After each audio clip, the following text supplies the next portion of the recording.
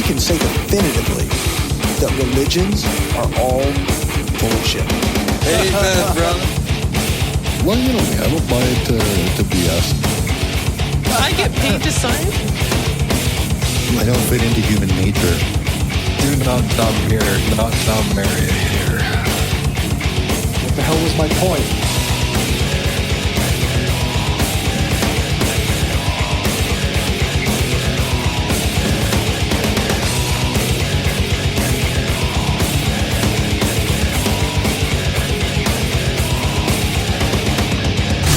Welcome to Brainstorm, the home of hardcore skepticism. Woo-free since 2013. These skeptical atheists started a podcast to help spread critical thinking, skepticism, and some philosophic and scientific literacy. Host Cory is joined by Lana, Destin, Raz, Mike, Rene, and Dave as they discuss news, politics, science, philosophy, and religion in a fun and intelligent way. And now it's time to open your mind to the Brainstorm.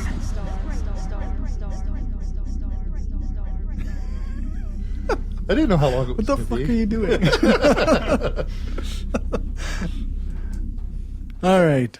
Hi, and welcome to the Brainstorm Podcast. This is episode 40, and today is February 5th, 2016. I'm Cory, and my panel tonight are Destin, Rene, Leo, and our new crew member, Chippy.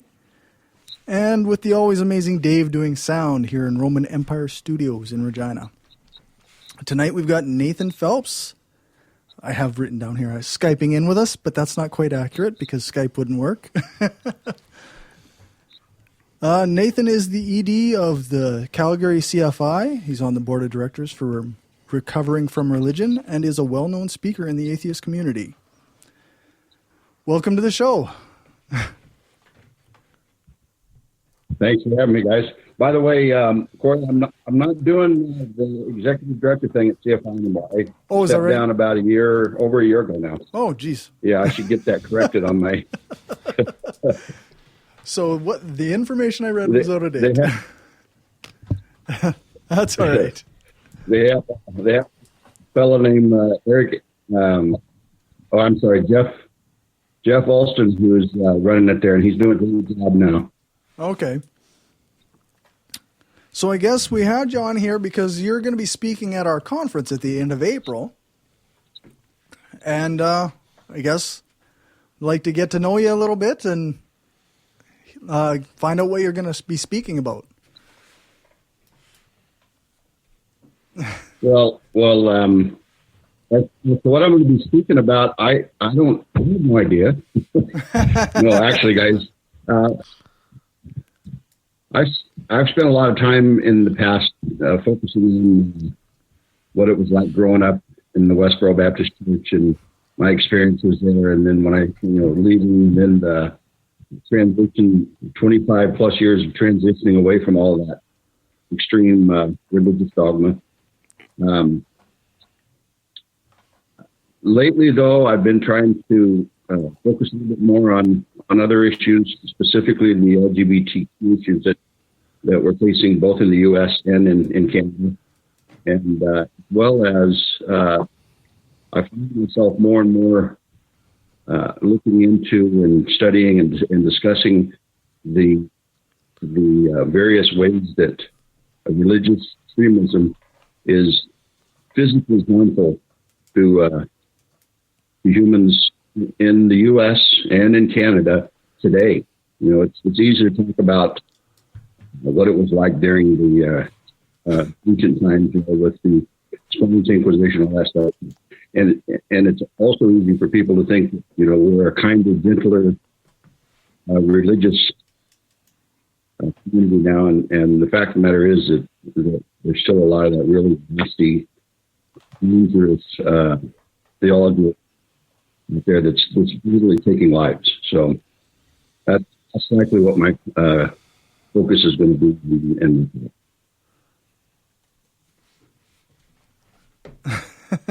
Sorry, very cool. That's an important topic, obviously.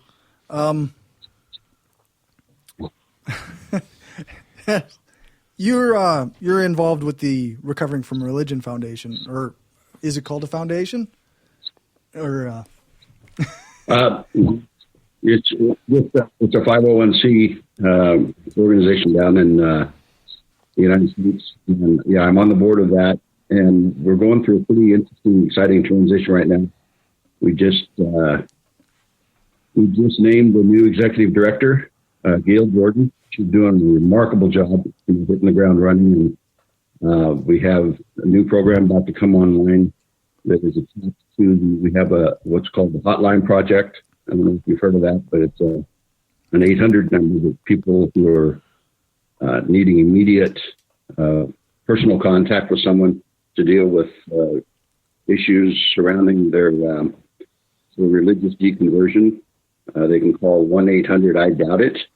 Okay. And That's speak an to awesome someone number. live.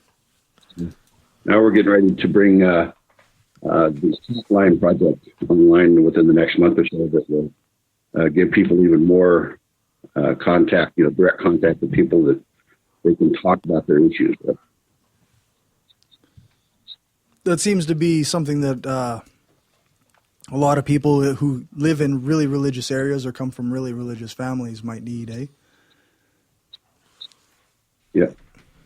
Yeah, though, and you'd be surprised. There's, people who even grew up in what we would consider fairly religious environments. They still take on ideas and internalize it, and when they find themselves questioning it, regardless of how extreme it was, it still creates a lot of dissonance and emotional problems for a lot of people. And so it's just nice to have that kind of an option out there. And the broader focus, which I spent a lot of time on when I was at CFI, and a lot of people in the secular community are aware of it and focusing on it now, is creating opportunities for community. We give up a lot when we walk away from religious groups because, For sure.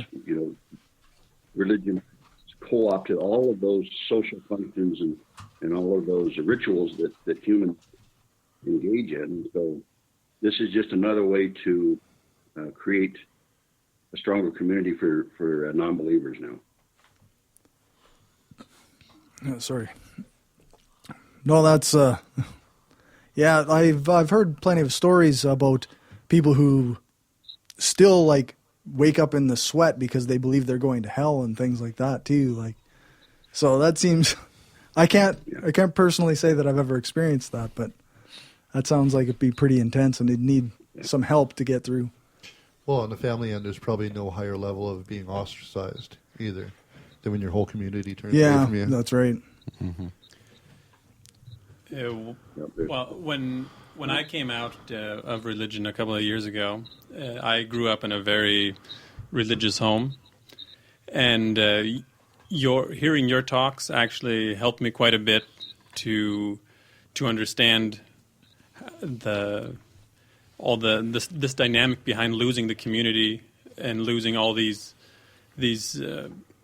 other things that religion has co-opted.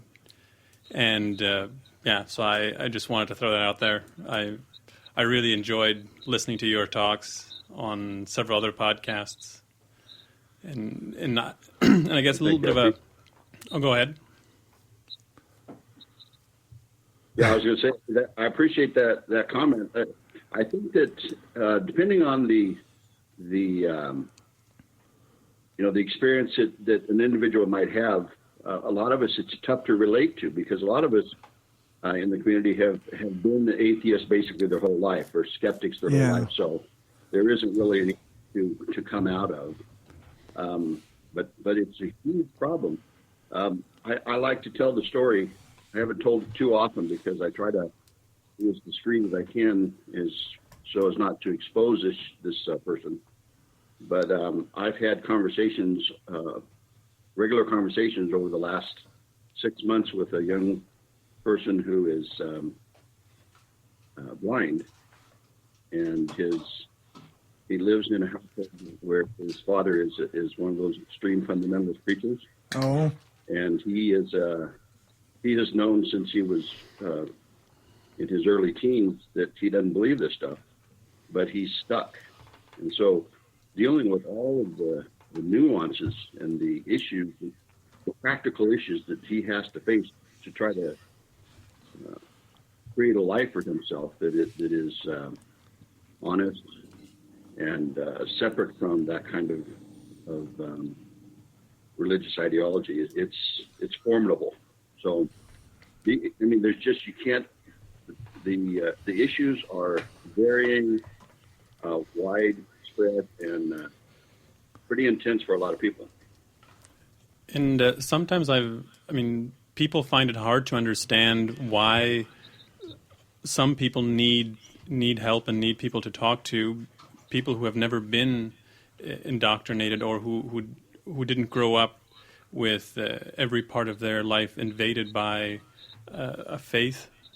Sometimes can't understand what it feels like to lose all of that, and that's why I admire the kind of work that you and many others do.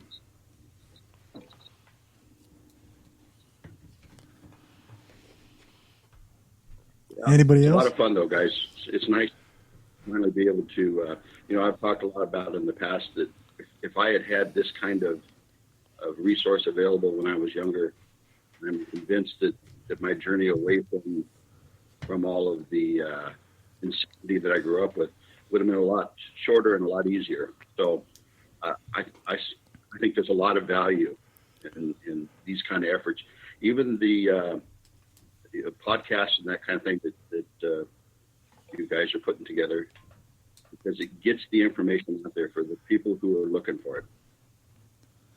I know you've told the story on numerous podcasts, but would you mind telling it again about how you got out of the Westboro Baptist Church? Sure. Yeah, for those who don't know about the Westboro Baptist Church, Father's he practices an extreme version of Calvinism. I call him a hyper-Calvinist until recently when I found out that was an actual term that meant something else. But he basically took Calvinism on the continuum and turned right and never looked back. So, and the way that played out in the lives of the children and his wife was that there was a lot of physical, emotional, and psychological abuse that went on the years that I was there. So, by the time I was about 16 or so, I'd made up my mind that I was going to leave it, but I had to be very secretive about it, because to let that information out to anybody could mean, create really extreme consequences for me. So I basically kept it under my hat. I went out when I was 17, and I bought a car that an old used car for $300 that no one knew I had, and I hid it and slowly packed my belongings. And then on the night of my 18th birthday, about 10:30 at night, I went out and got the car, walked to it, got it, and drove it back to the house, backed it up to the driveway, and packed up my half a dozen or so boxes that I had. And then I went back into the house, which was also the church that we grew up in for 18 years. And I stood at the bottom of the stairs going up to my father's room and watched the clock slowly turn up to midnight. And when it hit midnight, I turned around and walked out, and have basically been ostracized from my family since then, which is close to 40 years now. I'm dating myself, eh? Do you have contact with any of them at all? Well, yeah. My older brother Mark was actually the one who left first, and he was the reason that I started entertaining the idea that it was possible to leave, because you literally, in that kind of environment, you don't really, you don't develop a sense of individuality or a sense of yourself. You are part of the collective, if you will.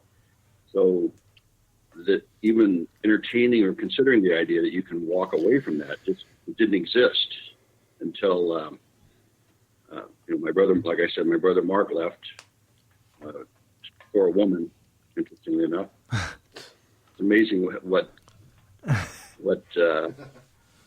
sex drive will do to break through some of that craziness, right? But anyway, so I actually worked together for years in business, and we still have a good relationship today. And then one of my younger sisters is the other one who left. So those who have left, there are connections and relationships there. But the ones who stayed, not only would they won't talk to me primarily because they think that the Bible teaches that they're not supposed to. Right. But they also know that if they were to relationship, they would be excommunicated from the church. There's consequences they wouldn't like, eh? Pretty intense. I know, like, I've been watching, like, kind of preparing for tonight. I've been watching kind of the Louis Theroux documentaries done on the Westboro Baptist Church. And I've noticed that there was like two of them he did, and noticed there was a lot of the younger ones were either leaving or actually some of them have been excommunicated themselves. Like there seems to be a lot of like almost like a mass exodus in the last few years. I mean, do you now with the passing of Fred Phelps, do you think that this is going to start to unravel, or do you think it's going to keep on going? You know that early on when I first started talking about it, I was pretty convinced that once that force, which was my father, was no longer there, that it would deconstruct pretty quickly. But I have been exposed to several of my siblings now who are so similar to my father. They have not only picked up the rhetoric and mastered it, but they've picked up the anger and the intensity that my father had. Wow. So it's not going to die as quickly and easily as I hoped. But I do still hope. I think there are signs, like my older sister Shirley, who's been a leader. Yeah, she's kind of becoming the face of it in the last few years. She's definitely front and center at all the major picketings or any of those things. So she's kind of become the face of Westboro Baptist right now, it seems.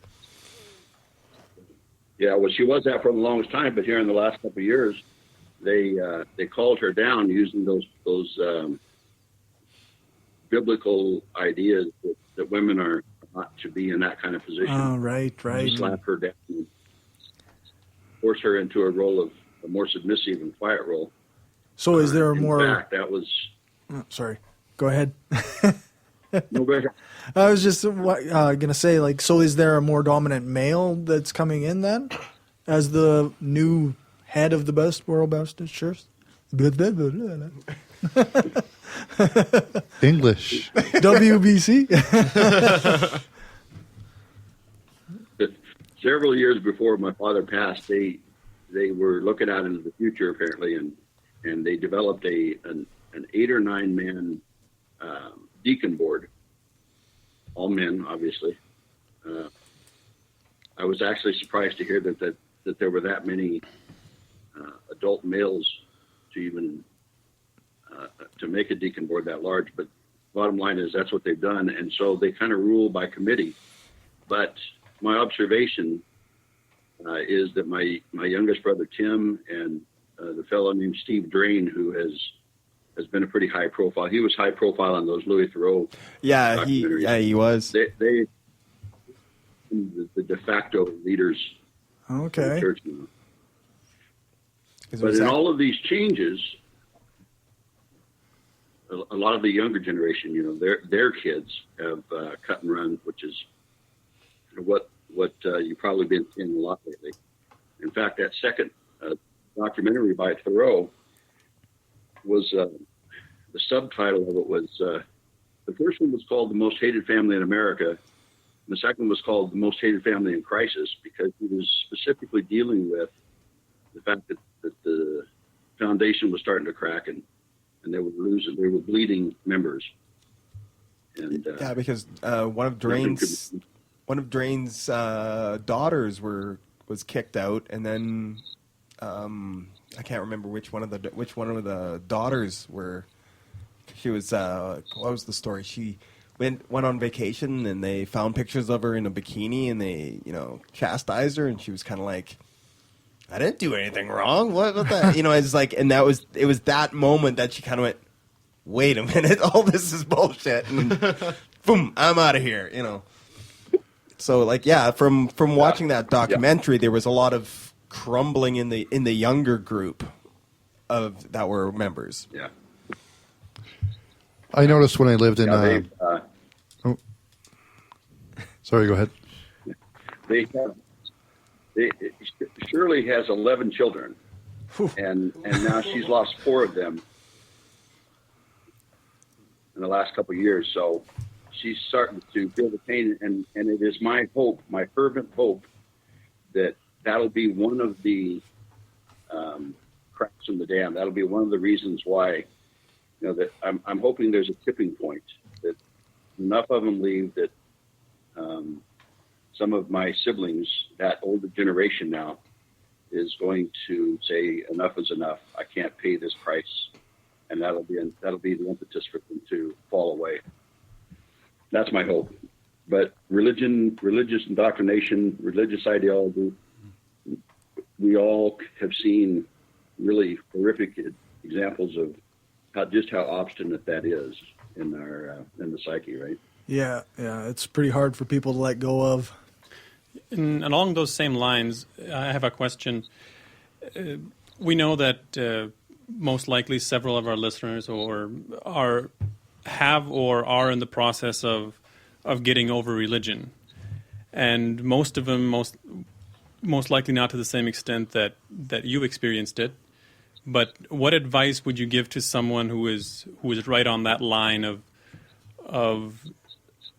maybe just about to leave or has just left, in terms of coping with all the issues that come along with separating yourself from faith in the community?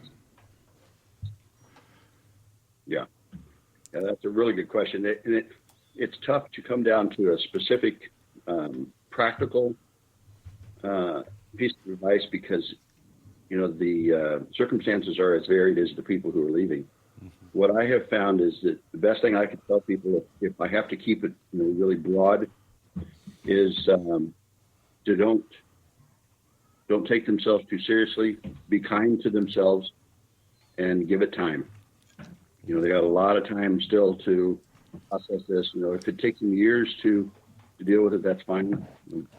Just live your life and approach the questions and deal with them when you are emotionally prepared and able to deal with it, and then back away when you need to.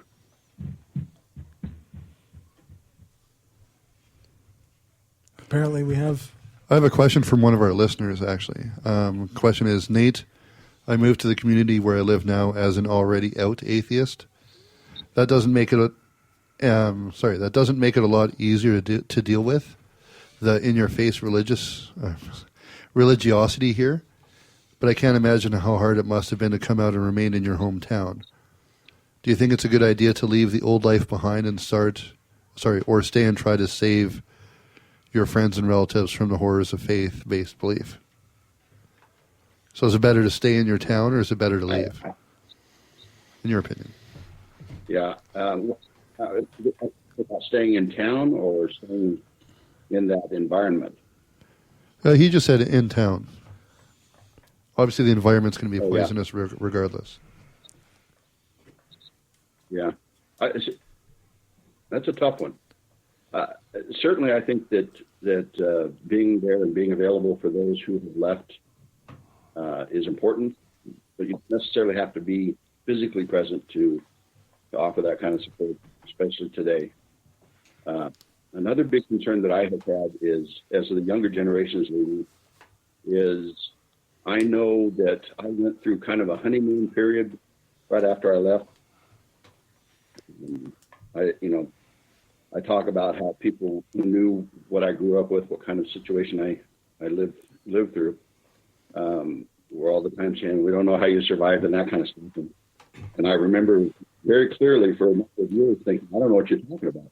I got out, everything's wonderful. I'm living the life. And it wasn't until 10 years more passed, I generally attach it to about the time I got married and my children came, that the real damage to being in that kind of environment started presenting itself in my life. And so I'm not inclined to go to my nieces and nephews and say, you know what, you're going to really be screwed up. So I don't know if that's fair. So I've kind of taken the approach of saying, I'm here, and in those situations where I clearly can be of support to someone, I've offered that support. But I'm not going to be too proactive in trying to prepare them for, the challenges that they're going to be facing. I'm taking the "I'll be there when you need me" approach. Yeah, it almost seems like it almost seems like that's the approach that is going to be more effective, right? than actually going up and saying like, "Here's what I think is going to be wrong with you."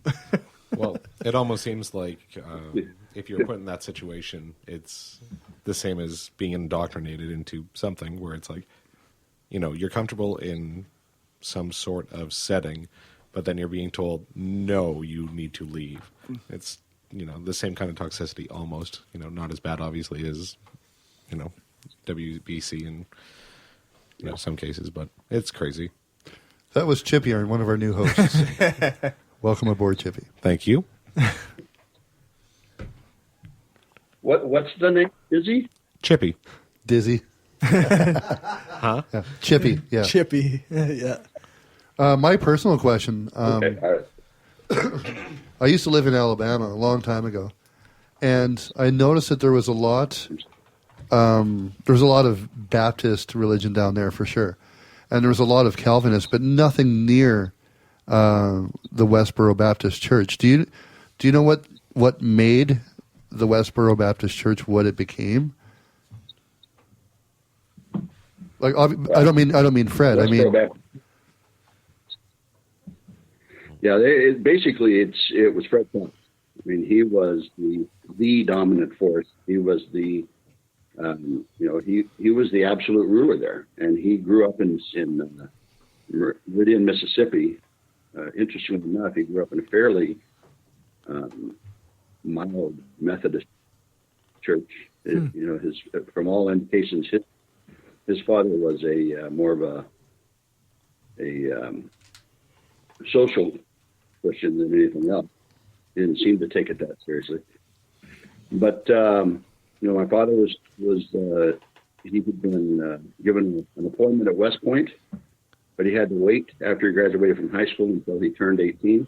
And it was during that summer between his graduation and when he was going to West Point that he went to some revival service with his best friend there in Meridian. And he had a religious experience, as he says it, and abandoned all his plans and enrolled at Bob Jones University. And kind of the path he's been on ever since. He actually ended up here in Three Hills at Prairie Bible Institute, an hour and a half from north of Calgary, for a couple semesters after he left Bob Jones. Oh, jeez. So he was on that pretty quickly and has stayed on it ever since.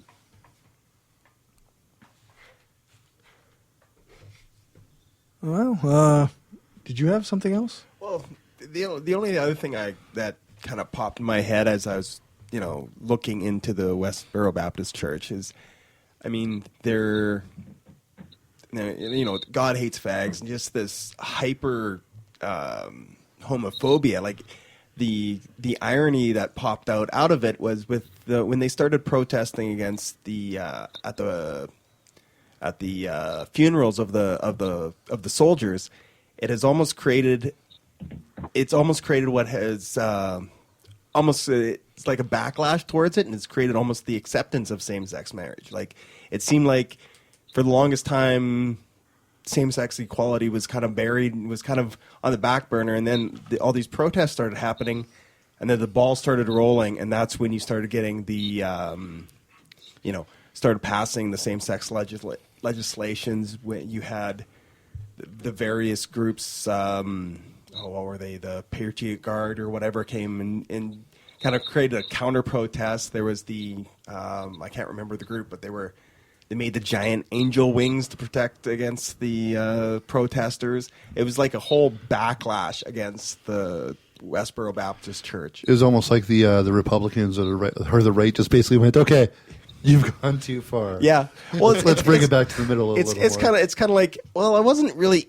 accepting of it, but you know what? Fuck these guys. Go ahead. Yeah. They made it so despicable to even stay on the fence that you're absolutely right. When that Supreme Court decision came down, Obergefell decision, one of the first things I did is I went to one of these sites where you can make your own meeting with the Westboro Baptist Church sign around. Yeah. And I had that up as my sometimes to thank God for thank WBC for gay marriage. You're absolutely right. Nice. Hey, speaking of that, have you ever been in touch with the guys that have the Rainbow House?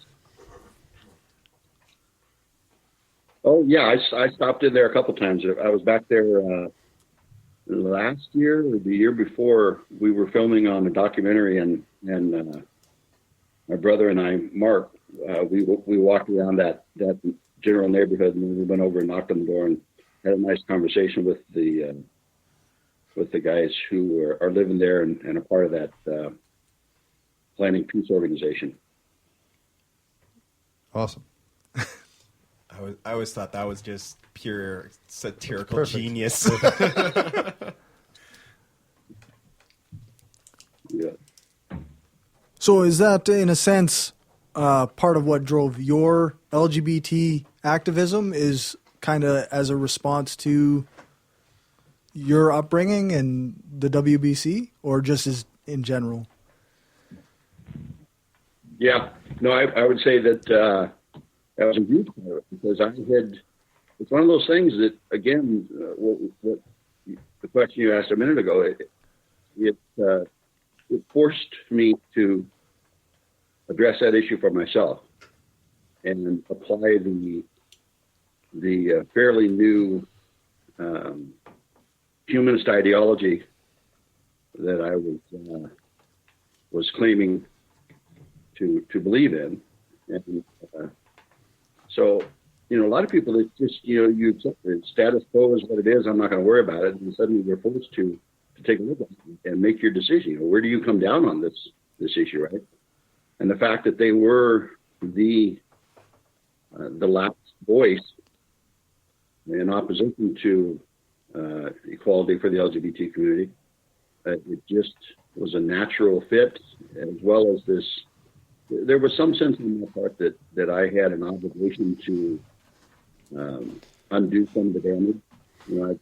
That can sound arrogant, but the reality is that's the position I was in. And it seemed, when I considered it, that it would be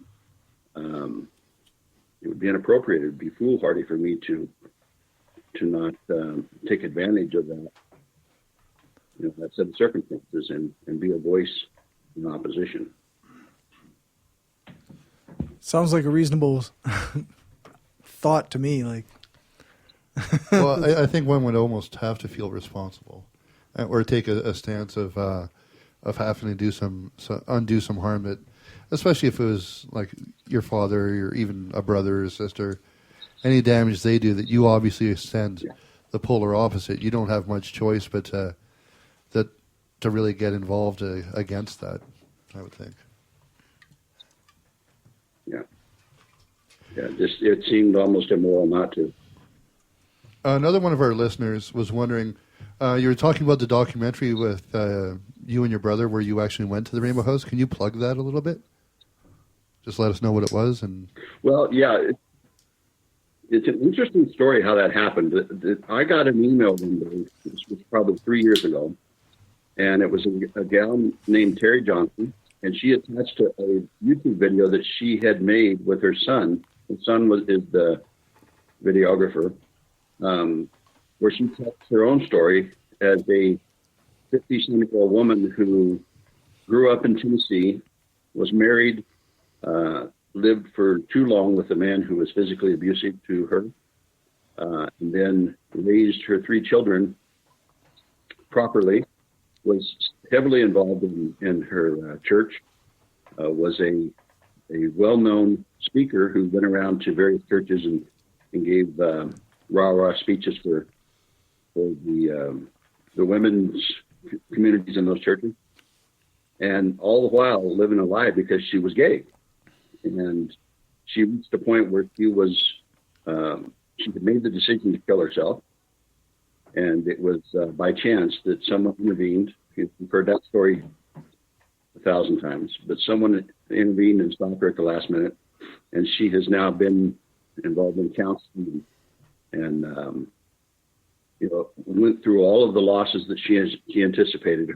Her social support, her community, within the church, they all turned on her. She's had some serious challenges with some of her children in accepting it. So that was the kind of the framework within which she sent me this email and said that her son had, lived there in that Kansas City area. Actually, I think he was in Orange, and he wanted to know if I would consider them doing a documentary. So I went back there a month or so later, and we had a long meeting, and we've become very close friends, and they've been working on this documentary since. And what's it called? Not My Father's Son. Yeah, that's a good plug. That sounds good. Yeah. So excellent documentary if anybody wants to listen to it or watch it.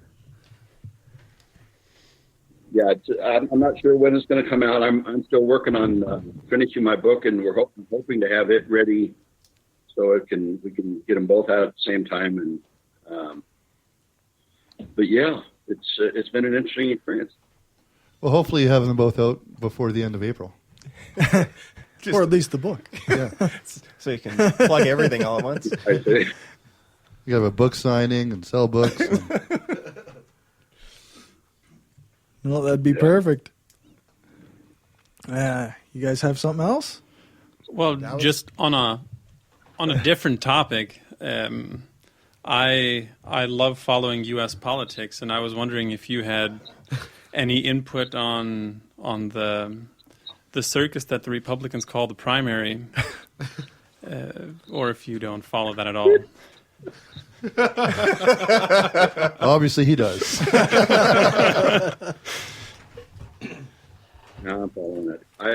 And I have to wonder if I'm, how like people who just watch Fox News, they don't have a perspective of the real world, right?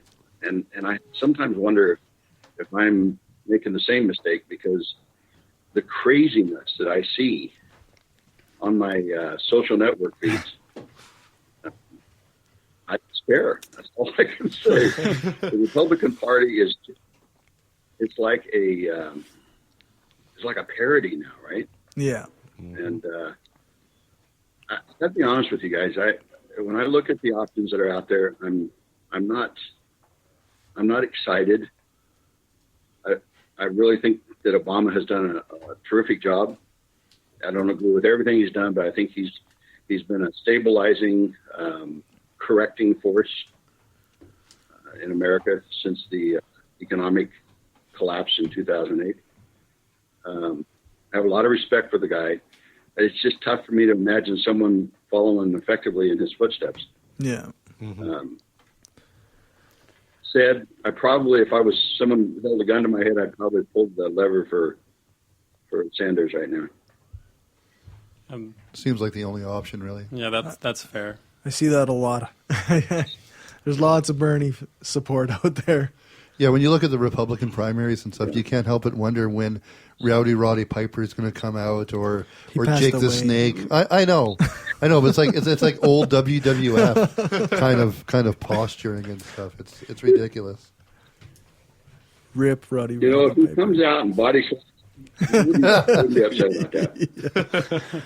about that. The wig will win. I would actually pay to see Trump body slam. Yeah, but he'd be awesome at wrestling. Yeah. So I suppose we're talking about politics a little bit. What do you think of the NDP in Alberta? Yeah. This one You know, I thought- might be dangerous. I thought Canadian politics were a little different. I hadn't had much of an experience. Of course, I was strongly opposed to the Harper government and those because of the damage he was doing in the name of religion. You know, he couldn't be as open and honest about it as they are down in the States.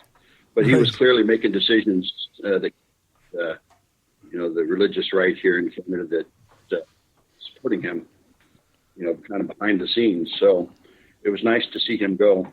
I was utterly disgusted with the PC party by the time that election came around. Yeah. I don't have a history in Canada I know that there's a lot of naysayers about the NDP party historically in this country, but from what I've seen, I can't criticize the government that much. Yeah. I try to avoid taking, I'm either all Republican or all Democrat or all NDP or, I don't like that. I look at the issues, decide what I think is appropriate, issue by issue. But I'm just amazed at how much hateful rhetoric is out there. They're blaming her for the oil crisis in the world. Yeah, Well, she personally made the oil lower price. They started blaming her for job loss and everything before they even had a chance to do anything. Yeah, and people will even blame her for the disappearance of their dog or cat or whatever. I mean, pretty much anything that goes wrong seems to be her fault. She's the new Obama. Canadian. No, that's Obama. Trudeau. yeah, Trudeau's our Obama. I have to say, Nate, you have the. In my opinion, you have the best mayor. What was that? In my opinion, you have the best mayor in the country, though. Oh yeah, Nancy. I love Nancy. Yeah, he's pretty good, eh? Yeah. Yeah, I think we should start they have that thing down in America, thanks Obama. Yeah. Everything that goes wrong, I say thanks. We ought to do that. We ought to have a thanks Rachel here. So I'll see if I can't jumpstart that. Yeah, we've been talking about it a little bit ourselves. I've already said I should be copywriting the thanks Trudeau. It's going to happen. You heard it here for. Well, I guess along those same lines of politics, just a general, I guess, prediction. Where do you see Canadian politics going in the next decade as far as religion is concerned, as far as using religion as a stepping stone for justifying things?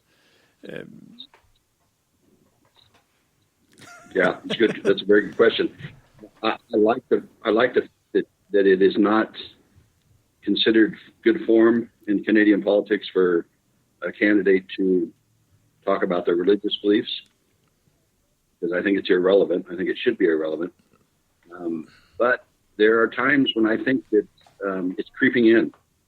I've only been here 10 years, you guys. I tell you, there's so much about Canada that is breaking and different from American politics and other areas.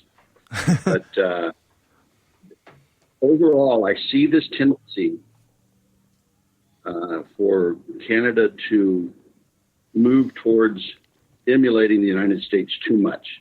I know that there's a lot of talk about we're not America, we're our own selves, but I don't know. It just seems like that the I don't want to say pressure, but the inclination is there as a whole for Canadians to look at certain aspects of America and say, "Oh, this is pretty cool. I want to be like this," kind of thing, right? And I don't want it to be that way with politics. But I don't know if we can avoid it. Yeah, during the last couple of years of Harper, I definitely noticed that, especially the Conservative Party tries to I guess emulate the U.S. political rhetoric. Tries to fit in with that kind of political system. It seems a lot of the speeches here are becoming not and so much speeches, but more diatribes than anything else. And you guys have Brad Walls who... Don't even. All of our opinions are the same here. It's fuck Brad Walls. I'd rather have Trump. That's a pretty strong statement. I would actually distance myself from that opinion. That's going too far, man. Yeah, that's going too far. I would rather have many other people, but not Trump. Trump is... And by the way, guys, if Canada ever decides to have an extreme right-wing political party, it can't be the Tea Party. You got to call it the Poutine Party or something. Oh yeah. Well, it'd probably be the Timbit Party or something. Yeah, the Poutine Party would want to leave. The Poutine Party would want to. Yeah, Yes, they let's would. The Poutine Quebecois. let's face facts. It would be the double party. Yeah. But speaking of Trump, the other two guys who are catching up to him are actually scarier than Trump, in my opinion. I think Trump is a joke, but when you look at Ted Cruz and Marco Rubio, as far as religion is concerned, they actually scare me because I know they are serious, and Trump seems to be this kind of joking buffoon who would... Yeah, he's not serious about what he's proposing. I think he's pandering, right? But the other guys, they're actually serious. Like the other guys, when they say that Christianity should do this or will be this in America, they actually intend to follow through on it, and they actually scare me more than Trump does, because if a Trump government would end up handing over most of the work to the cabinet anyway, the ministers. Trump wouldn't really be doing any work. He would just be the face of the White House. Yeah, he'd be sucking and jiving and glad and letting the real politics happen. But you know what? I couldn't agree more with you. It's interesting because Trump, it's been all Trump for the last several months in the Republican race. So you really, you heard about Cruz and Rubio and Carson and that, what's that gal's name? I just can't stand her. Carly Fiorina. Yeah. But anyway, you Is that right? Carla Fione or whatever. Yeah, something like that. Former CEO. You listen to Cruz and they scare the hell out of me. Yeah, they really. If they win, then that's bad news. And the sad part is if they win the primary, they also have the highest chance of beating the Democrats. Like Trump has almost zero chance of winning even if he gets the nomination. But the other two guys, they both have fairly high chances because they are pretty good politicians. They are both young. They have very good, speaking skills. They're very charismatic. So it is, yeah. it is a serious worry. Yeah, I think if you look at, if you get past all of the carnival atmosphere, Rubio seems to be the one that makes the most sense. Yeah. Just from the overall, and that, you know, he'd look good on posters. But I hope springs eternal in me that it's going to be another 8 years of Democrats in the White House to ensure that Obamacare doesn't get flushed down the toilet and some of these other social advancements that they have created under Obama.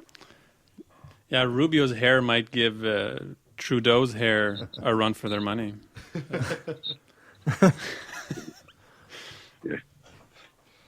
And he's a great politician. He doesn't answer questions. He just blows smoke after. Yeah. Right. So. Well, guys, anything else? I think we're good. I think we should save some of it for the convention. in April. Save some for the conference? Well, I guess you're on the Legion of Reason podcast too, eh? Pretty regularly? Yeah, from time to time I'll go on as a co-host with Randy, yeah. Randy's been on the show a couple times. He's a pretty good podcast friend. Well, and if we can get Skype to work properly, I'm sure we'd love to have you back on again before April.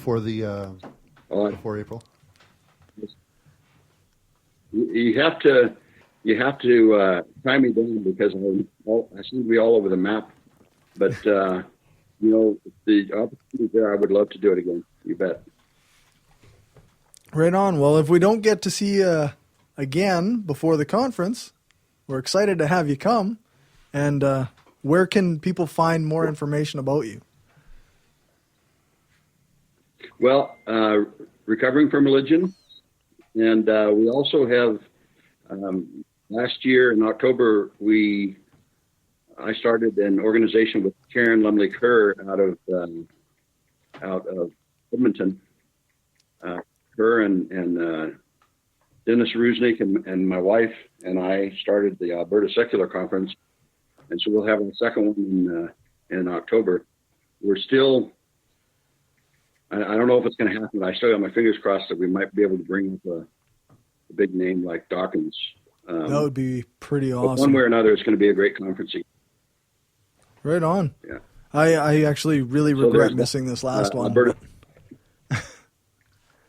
The Alberta Secular Conference. What was that? I say I really regret missing the last one. Oh, it looked like it was really good. Well, this one I understand is so. You know, last year's our first one was in Red Deer. We tried to split the difference, and it looks like we're going to try Edmonton this year and then down to Calgary. And switch that back and forth. So cool. So you can find that on Facebook, and then I do have a personal website. It isn't well maintained, but there is information on there. Well, if you ever want to do it in Lethbridge, we could easily drive there. That's a good idea. You're right. or is that Lloyd, the border town? Lloyd's the border. Lloydminster's the border town. No, that'd be great. Have you guys had that? Have you had Dusty Hennepin on there on your podcast about that? Just our last episode in Moose Jaw. Yeah, 2 weeks ago we had her on. Good. Yeah, that's pretty crazy very well stuff. Spoken, very articulate. I just listened to that episode with on Legion of Reason, actually. That's funny. That's exactly what I had said about her when I was talking to the Saskatchewan Skeptics group earlier today, that she was very articulate and extremely well-spoken. Yep. Well, I guess on that note, I was going to mention something. I spoke to a couple of guys in the political science department at the university, and this topic came up, and I just asked them how they thought the ruling would go if it were to go to court, and they pretty much unanimously agreed that anybody who would bring the case forward would certainly win. Like Right. it would be 100% victory or chance of winning. Wow. So that was a good thing to hear, and I figured from the last episode it was good, to tell our listeners. But yeah, so I was actually impressed, and these were guys who were experts who had dealt with this kind of thing before. Right. So that was definitely some good news. Good. Yeah, that's it's nice to have that kind of certainty. You never knew down in the States. You just never knew. But Canada seems to be stronger in that direction of keeping that separation, even though, interestingly enough, it's not even in the Constitution here. Yeah, not as clearly defined, eh? Yeah, and that's what they were saying. that it wasn't even defined in the Constitution, but there were certain precedents that had been set by other provinces, and as long as nobody raised the issue, it wouldn't get solved because there was no real violation. But as soon as somebody brings it up, it would immediately just get overturned. Well, once there's precedence. Yeah. So they said there's enough precedence for this to be a very easy victory. Right. Yeah, and you see that a lot. You see that a lot in the States too. There's a lot of de facto violation of existing laws. And constitutional violations as well as Supreme Court violations, simply because no one has challenged them on it yet, right? Yeah, so that's as soon as you challenge them, it kind of gets grandfathered into existing legal precedents. So I'm pretty excited, and like I said, Dusty seems to be the perfect representative because she's For not sure, only yeah. intelligent and articulate, but she's motivated. Yeah, no, she does quite a good job. Well, and she's got a good, solid support at home too. Yeah, it's not like there's any fighting over it or anything. There's total agreement there. Yeah, that's right. Which is important. Yeah. Yep. Well, I think we've taken up enough of your time. Thanks for joining us. Yeah, my pleasure. Next time, can I have a cup of that? What is that stuff? The lash. The lash. Yeah. If you could find some, if you like spiced rum at all, it's better than anything else you probably have tried. It's amazing. We'll bring in a bottle for the VIP at the conference. And what is this? What is this right over here? That. What is that? This is just Royal Reserve. Oh, you guys. Yeah. This is what we do. I live a block away from the studio, so. Yeah, this is what we do. I'm jealous. All I have. All right, guys. Right on. Thanks very much. Thank you. Thank you. Have a good evening, guys. You All too. right. Thanks for Thank coming you. on. You Appreciate too. it. Thank you. Bye. Okay, and with that, we're going to take a short break before we get into the Woo Report. Before we have more technical difficulty. Yes. If you like what we're doing and want to help us keep the lights on, go become a patron at patreon.com/Brainstorm Podcast. You can hear the bonus half hour that we record every episode and get a shout out when you support the show. Become a patron for just $1 an episode at patreon.com/Brainstorm Podcast. Or you can support the show by ordering a t-shirt, mug or other gear from our store at caffeepress.ca/Brainstorm Podcast Gear. If you can't afford to become a patron or buy gear, then why not give us a rating or write a review on iTunes or Stitcher? Every rating makes it easier for people to find us. Thanks for your support.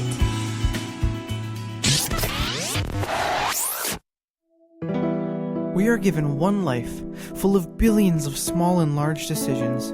To be somebody, to change, to be kind, to give hope, to become a better person, and to leave a lasting impact on this planet.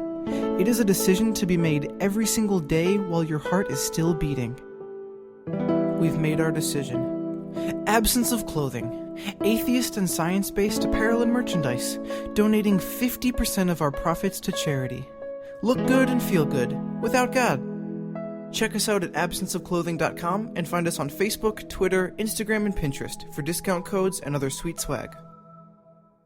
Use the code BRAINSTORM at absenceofclothing.com and get 10% off. Are you done getting your brain stormed? We here at Packard Pokesat, we poke at beliefs, religion, news, and oddities from across the web. Join us, along with occasional guest hosts from people in the secular atheist movement. Where we poke at all of this and more Friday nights. At vaughnlive.tv/Packard Pokesat. Okay, Connie, are we done with this promo? Well, how are they supposed to find us, Packard? Oh, shit. I forgot about that. I know. They can find us using a compass. No, that won't work. Well, they can find us at Packard Pokesat at WordPress.com. Where can they find us?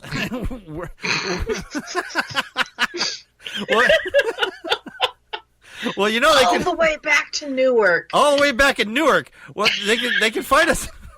They can find us at Packard Pokesat on packardpokesat.wordpress.com, Twitter, Facebook, iTunes, Stitcher, Spreaker, and YouTube. Just don't try the magic 8-ball. Yeah, I know. I tried that last week, but all I got was try again later.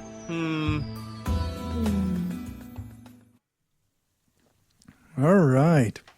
And now into our Woo Report. Woo. Woo. Woo. I'm not a scientist, but if I can tell you your science sucks, then your science really sucks. That just makes no fucking sense. I mean, it's just bullshit. Fuck. Okay. So not that long ago, there was a rapper on Twitter. And it goes by the title B.O.B. Bob. Sure, Bob. Thanks, Bob. It does spell Bob. Stands for bashed out brains. Is that what it actually stands for? Look, I don't know. But it definitely should if it doesn't already. Anyway, and he a bunch of our guys are like woo woo woo woo woo. Yeah, so B.O.B. or Bob, as we're going to call him, let loose a string of tweets talking about how flat the Earth is and how the government is able to send our consciousness into clones, but we're not going to talk about that. We're just going to talk about the flat Earth. We can only get into so much crazy. Only at one some of the time. crazy. We're only covering some bullshit.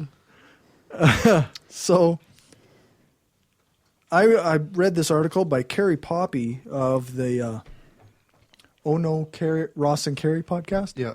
They're pretty good. And she listed out some of the things that flat earthers believe. So we're going to go through these a little bit. And I guess we'll try and figure out why they're wrong. So, It'll be tough. I'm not even sure where to start with this. Yeah. Well, we'll start with number one. If the Earth were round, people on the bottom would fall off. Well, they do. Have you seen them lately? Duh. but that's assuming that there are people on the bottom. Maybe they all live on top. Yeah, because That's true. The whole premise is that it's one sphere, so it's all. Yeah, it's a disc, right? Yeah, it's all a disc. Everybody's just on top. I think Drake had it right. That doesn't always work. Not everybody can be on top. Yeah. Everybody started at the There's bottom. got to be a bottom. And when they didn't fall, they got here. They just Where held we on to are. their bootstraps. Yeah. Okay, so number two is gravity doesn't exist. This is great. This is absolutely great. The ground below you is hurtling upward at a rate of 32 feet per second. So that's why we all stay on it. And that's why things drop when you let go of them. No, it's They're not dropping. The ground's Earth's- moving up. Yes, Exactly. exactly. They're not dropping. So the ground is moving up. Yes, At Okay. 32 at feet 32 per second. feet per second. And is Continuously. there is at any moment are we going to hit The top. the universe ceiling and just all be crushed, There's or is no it dis- infinite? Of course. It seems to be traveling upwards at infinity. is the explanation. The only crushing thought that's going to happen is when they realize their beliefs are wrong. Oh, my God. Yeah. It's pretty bad. I like this from Dan. Probably give Neil Tyson a real fat check for perpetuating the round earth myth. Yeah. Neil, the king of the shills. I mean, how else would our scientists make any money if they didn't get paid off by big flatters? Big flatters.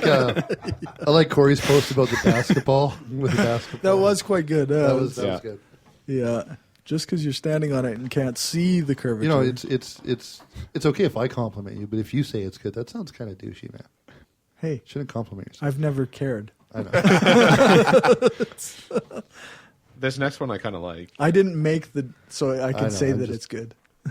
Antarctica surrounds the Earth. Yeah, like it's around the outside edge, eh? That seems so awesome to think about. Like, and the reason why no one has fallen off is because government agencies or armies keep people away from the Antarctica. Yeah, because they have nothing else to do. Yeah. There's no trouble anywhere, so we might as well just. If keep the people Earth from was them. flat, then we wouldn't have lizard men running the world. Hello. That's true. Yeah. Well. Maybe. Idiots.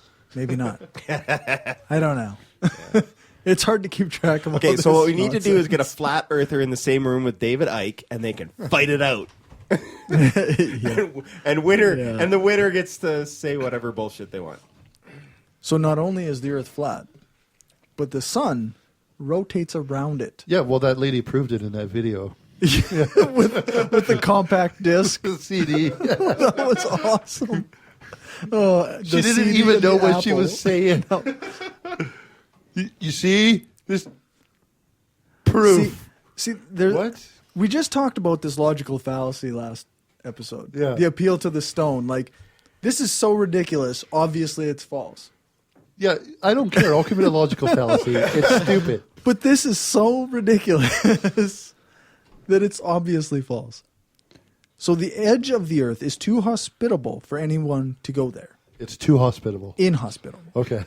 I said too hospitable. welcome. This is the end of the Earth. We can't go there. It's way too nice. Welcome. We would like to entertain you. Be our guest. Be our guest. It's right on that edge. It's right on that. It's absolute perfect paradise right on that edge. But if you go just a little too far, you fall off. I bet that's where heaven starts. Nice. I'm thinking a bunch of 80s songs, like Heaven Isn't Too Far Away, Take Me Down to the Very Flat City. But then you'd have to say, like, the flat stairway to heaven or something. You know, it wouldn't... Or the horizontal stairway to I'm heaven. walking the sidewalk to heaven. The sidewalk to heaven. There you go. Number 6 is... This show started off really serious. It did, didn't it? Well, we have all this. We have all this emotion bottled up. We have to let it out somehow. Yeah. Make fun of somebody. and that's what we do. And Bob is the victim today. He's an obvious target. Alden, the only movie B.O.B. has seen is Pirates of the Caribbean 3. and the gods must be crazy. That movie was hilarious. That was so good. Yeah. At World's End. Oh, jeez. All right. Astronauts know that the world is flat, but are just playing right along. Mm-hmm. Yes, because they fake the moon landing. And, Yeah, that's not real. They found the sun. And they photoshopped all the pictures of the Earth. And Okay. I'm going to skip that one and go right to number 7. Okay. No one knows what's on the other side of the Earth, or if there even is one. I want to think about that. That boggles the mind. Just to step away for a sec. You remember Bob? Yes. Our friend Bob from Weyburn was actually he was a fake flat earther. He's like, well, I've never been all the way around the world, so how do I know? Right? Although in a weird way he has, because he has been to Australia. Now he has. Now he has. Now, okay. At the time he hadn't. But my favorite if there isn't, there has to be another side. If there's one side, there has to be an other side. No, it's not possible. No, it's a sphere. It's all one side, dude. No, it's flat. It's all one side. Yes, you're right. It's a sphere. It's all the same side. It's not fucking flat. That's Before you read the next one, I would just like to say that this next one has confirmation bias to an infinite extent. The whole thing does. No. This next one is the way it's phrased. I like how it's phrased. other planets are flat too, or don't exist, or Earth isn't a planet.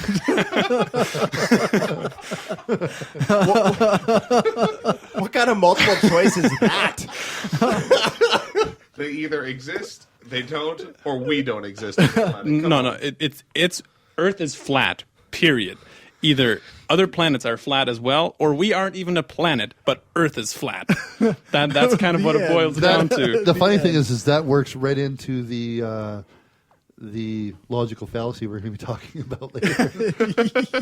But yeah, it kind of does. Anyway. Yeah, it kind of does. Oh, spoilers. Number 9. What are spoilers?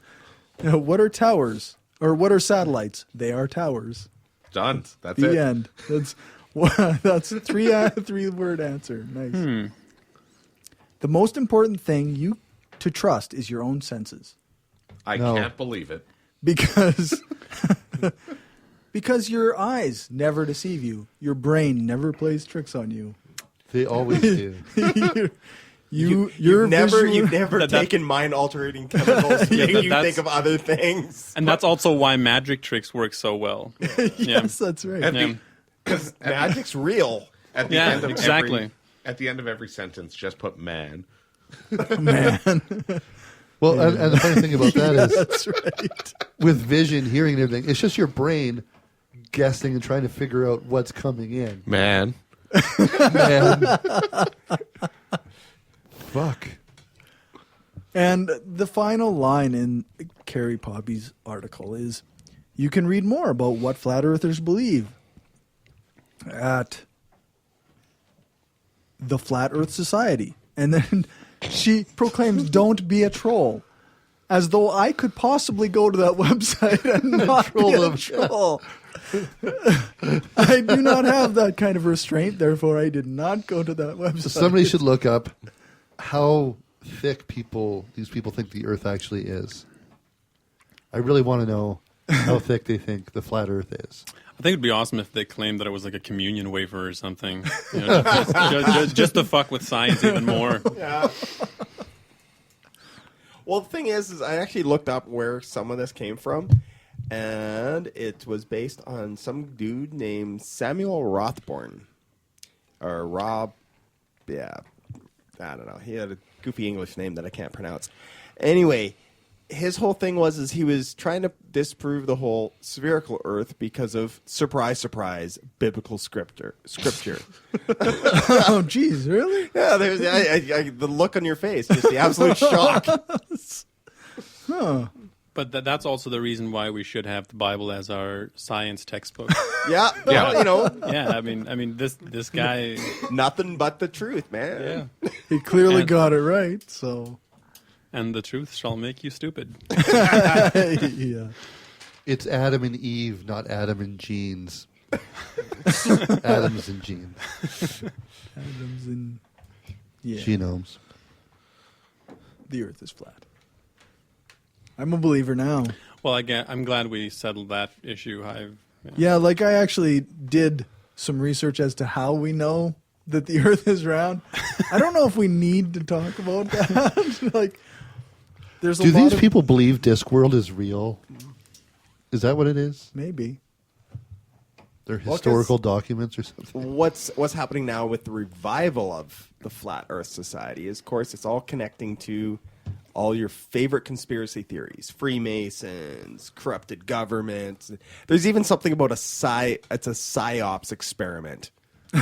The whole not flat Earth thing. It's goofy. It's pretty much every ounce of internet bullshit that's out there into it and just hit puree, and it's part of the Flat Earth Society. Yeah. All right. Well, because we got a late start, we're going to skip the rest of the flat Earth.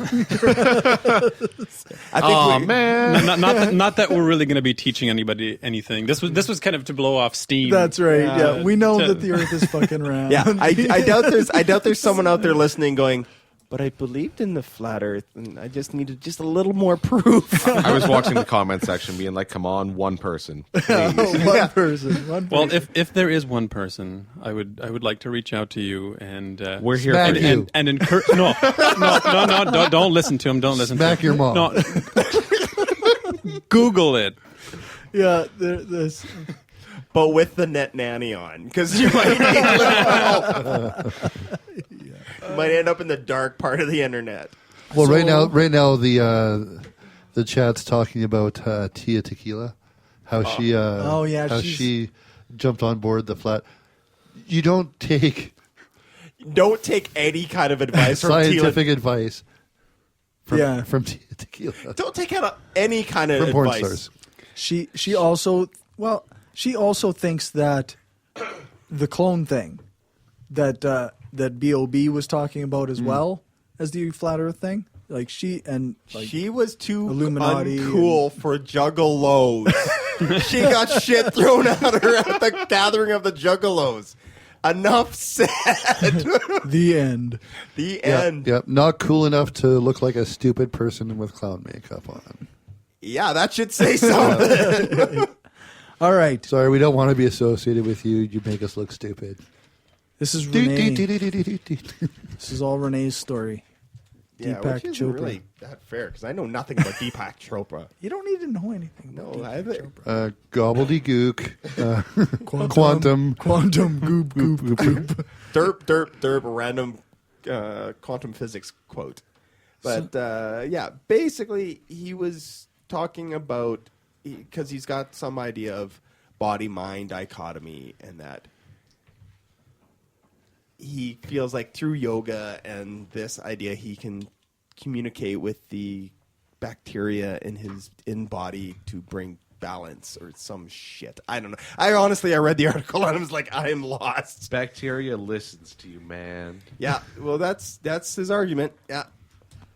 I mean, hey, you know what? And you know what? And to be fair, when I eat something I shouldn't have, my stomach talks to me too. It's like, you shouldn't have eaten that. Run to the bathroom. Run to the bathroom. I mean, well, then the lower intestine goes in, and we second that emotion. Or like that comedian. No, get out. Not that way. But the way you came in. But back to like Deepak Chopra.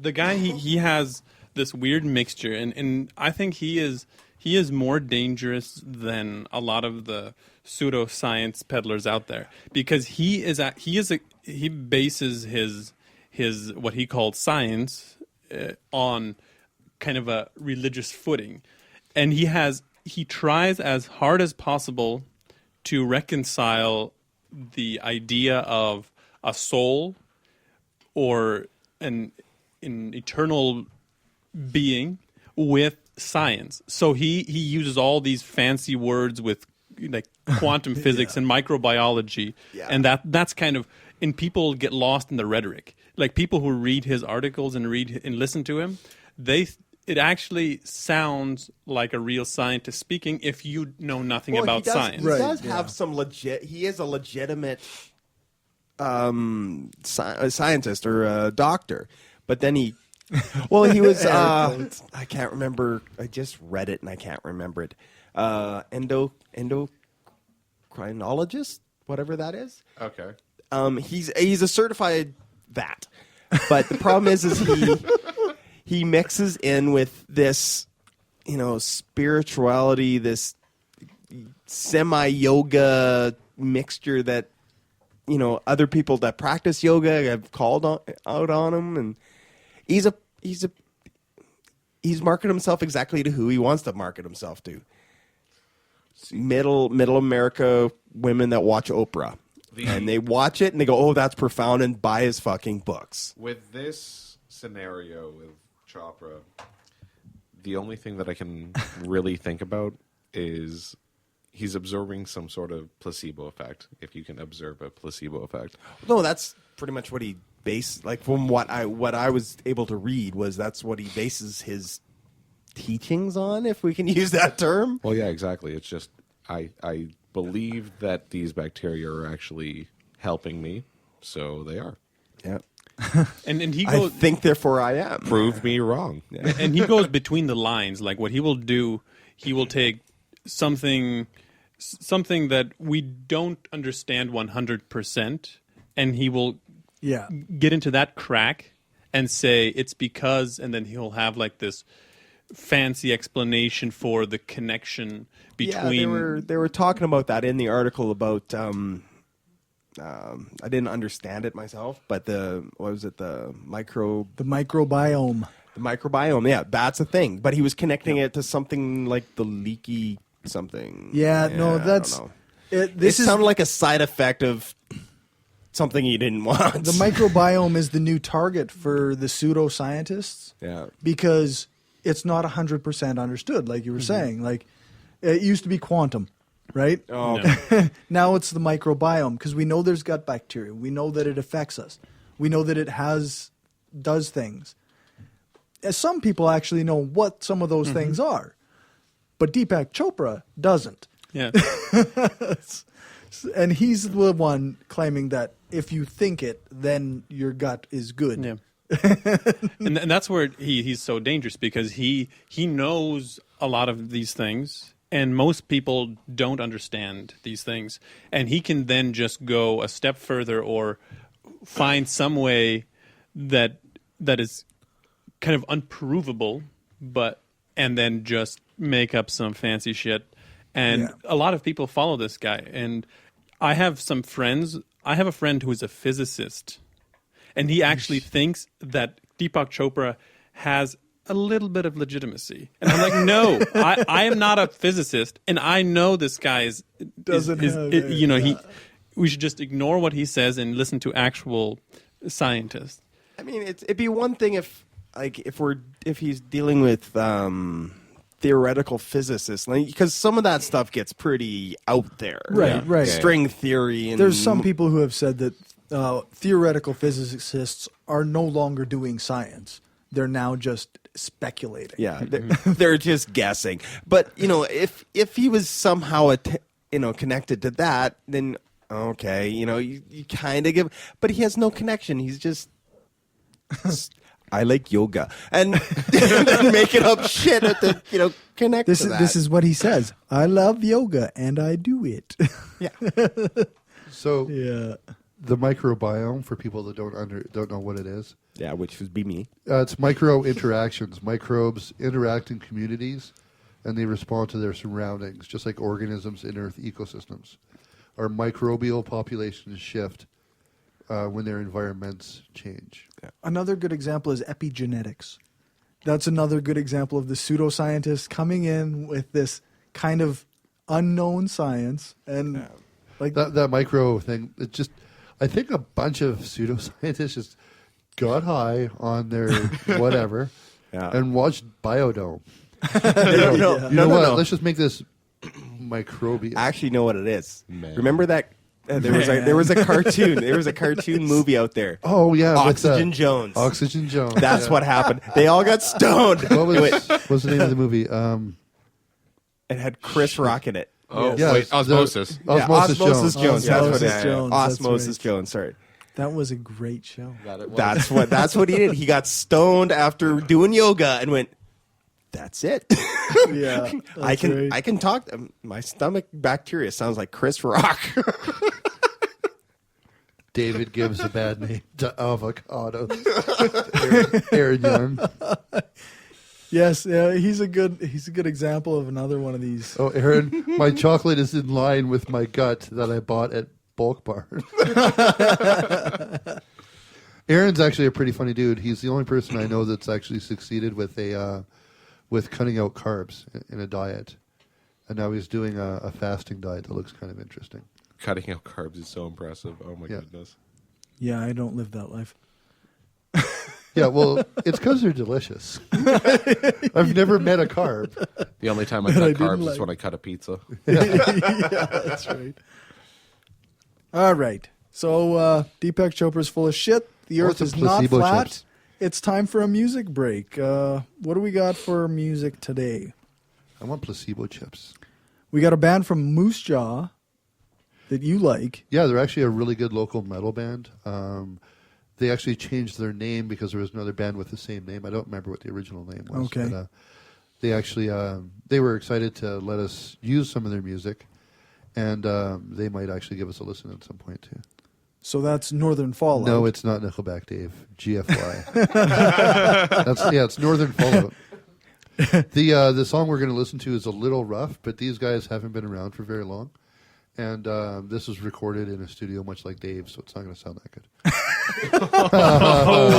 Lots of technical difficulties. Fuck you, Gumby. Fuck you. I have a mic.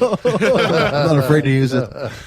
Okay, and the other songs are What Lies Ahead by Semblant and Default. Sounds of Silence by Disturbed. Which is a wicked fucking cover. It is. Who thought anyone would ever say that? Right? All Although right, I like their covers. let's take a break. Actually, it's Default Theory of a Nickel Creed, Dave.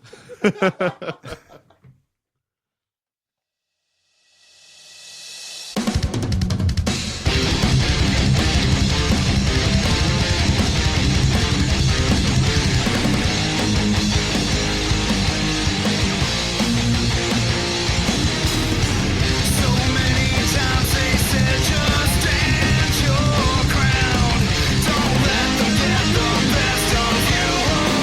Hold you down.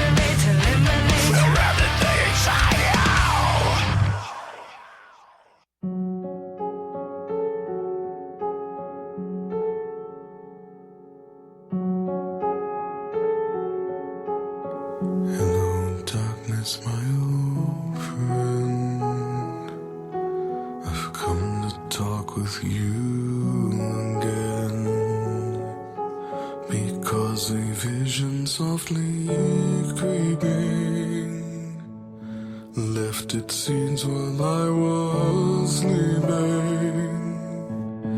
and the vision that was planted in my brain still remains within the sound of silence. In restless dreams I walked alone, narrow streets of cobblestone, neath the halo of a street lamp. I turned my collar to the cold and damp, when my eyes were stabbed by the flash of a neon light that split the night and touched the sound of silence. And in the naked light I saw 10,000 people, maybe more, people talking without speaking, people hearing without listening, people writing songs and voices never shared, and no one dared disturb the sound of silence. Fool said I, you do not know. Silence like a cancer grows. Hear my words that I might teach you. Take my arms that I might reach you. But my words, like silent raindrops, fell and echoed in the wells of silence, and the people bowed and prayed to the neon god they made, and the sign flashed out its warning, and the words that it was forming, and the sign said the words of the prophets are written on the subway walls, in tenement halls, and whispered in the sound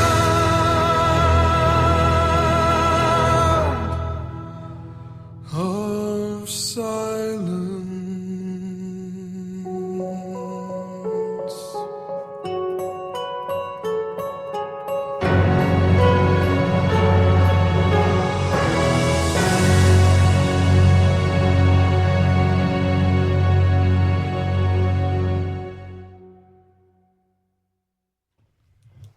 All right, it sounds like we're back.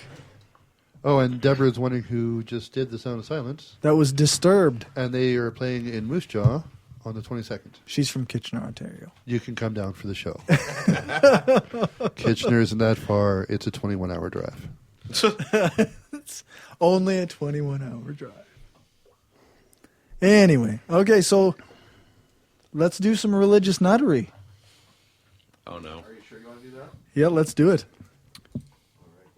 We'll risk it. Cornerstone, this might be new to some of you. Scripture says that even our righteous deeds are as filthy rags to God.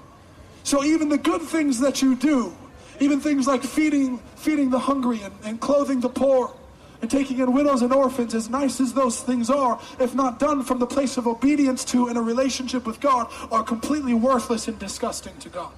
If you're not daily walking in a place of relationship to God, then the news that we have to bring you is that you're on your way to hell right now. You are on your way to hell Are right on now. your way to hell right now. No, you are. All right, let's just Right now. we probably all are. So. It's a highway. All right, so I came across this article like a week and a half ago. Yep. And it caught my attention. The son of the evangelist Billy Graham, Franklin Graham, recently made a statement on the Focus on the Family radio program that gays are the enemy. And the head of the Christian charity appears to have declared war on gay people, claiming they are the enemy and should be thrown out of church. Let's start the Crusades. Yeah, and this seemed somewhat weird to me because Christians are normally the last thing they do is kick people. Well, they don't want to kick people out of their church. Yeah. A whole group of people. Normally they take the approach on we can fix them. They just need the love of God to slap the gay out of them. To pray the gay out of them. And there was a little ways into the article, there was a paragraph, a quote of his that I didn't quite understand. I don't know if any of you guys did, but it was, and I quote, "I was talking to some Christians, and they were talking about how they invited these gay children to come into their home and to come into the church, and they were wanting to influence them." And I thought to myself, they're not going to influence those kids. Those kids are going to influence those parents. So I'm not sure what he's talking about. Is he talking about people that adopted gay kids? Probably. I think. Or probably just someone they've met kids. Probably 15-year-olds or whatever, and identify as gay and come on. Maybe we can show them the proper way. We can. We're trying to interpretate. Coining phrases. Awesome. We're trying to interpret some pretty, pretty weird thinking here. It seems like my wackadoo to normal dictionary is not working right now. Well, the problem is maybe all of those straight parents should stop having gay kids. Clearly, it was their problem. Clearly the problem. Yeah. Right? Yeah. Well, the one thing that struck me, I mean, at first, gay parents don't have gay kids. No, they don't. It's kind of hard. But the first thing that came to I thought this seems like they're talking about adoption, people who adopt kids and then think they'll influence the kids, but the guy claims it'll be the other way around. If your gay kids will influence you. That could be. So that's what it seemed like. But nonetheless, I mean, but they're talking about kids here, not allowing kids into church. Yeah, what's he mean as kids? Like it's pretty vague. Yeah, the children. Yeah, like kids, children. It's pretty. You assume he means young. I would say 10 or younger. Yeah, it's obviously not the Catholic Church. They'd welcome them right in there, eh? So yeah, basically, he says that gay people should not be allowed in church. That is the enemy, and the enemy is going to attack from within. And he even goes so far as to say that he likes what Putin has done in Russia. Yeah, that's pretty fucking crazy to me. Yeah, Graham has recently praised Vladimir Putin's support anti-gay laws and claimed that homosexuals take people's children, quote. Take people's children, eh? Yeah. He told the Russian newspaper, "I very much appreciate that President Putin is protecting Russian young people against homosexual propaganda, if only to give them the opportunity to grow up and make decisions for themselves." Okay. So that's something that you never thought you'd Jesus. see. It just makes no sense at all. Like I mean, these are the guys dumbfounded. that were on the bandwagon of the Red Scare in the 50s, like that. Oh, that communism was the Antichrist, And now we have one of their finest saying, they actually like what Putin is doing. Yeah, So- but Putin isn't communist anymore. He's just the bad guy. He's like the bad guy. No, but according to he seems like the good guy. This is the guy that's getting it right. Well, see, the thing is I've seen someone else make fun of this. It's like, I think it was on Daily Show actually, where they were like comparing all the things like the American right, the Republicans, all the things they're just rah rah rah rah, and it's all the stuff Russia's doing. So Russia's the ideal Republican country. I mean, and the one thing that I don't know if any of you have seen the documentary. I can't remember the name right now, but there was a documentary done about the persecution of LGBT people in Russia, and it was shot live. So a guy went in and got permission from these extremists. They're kind of like gangs. So, what they do, they will find an app or like an online dating site and pretend to be gay and get dates with people and then bring their whole crew and first embarrass and humiliate and torture the guy. Like they will beat people up and do unspeakable things. And this guy, he made a documentary of it. He got permission from this group to follow them around and follow actual events. Wow. And it's quite brutal. I can't remember the name right now. But so after seeing that documentary, it seems horrible that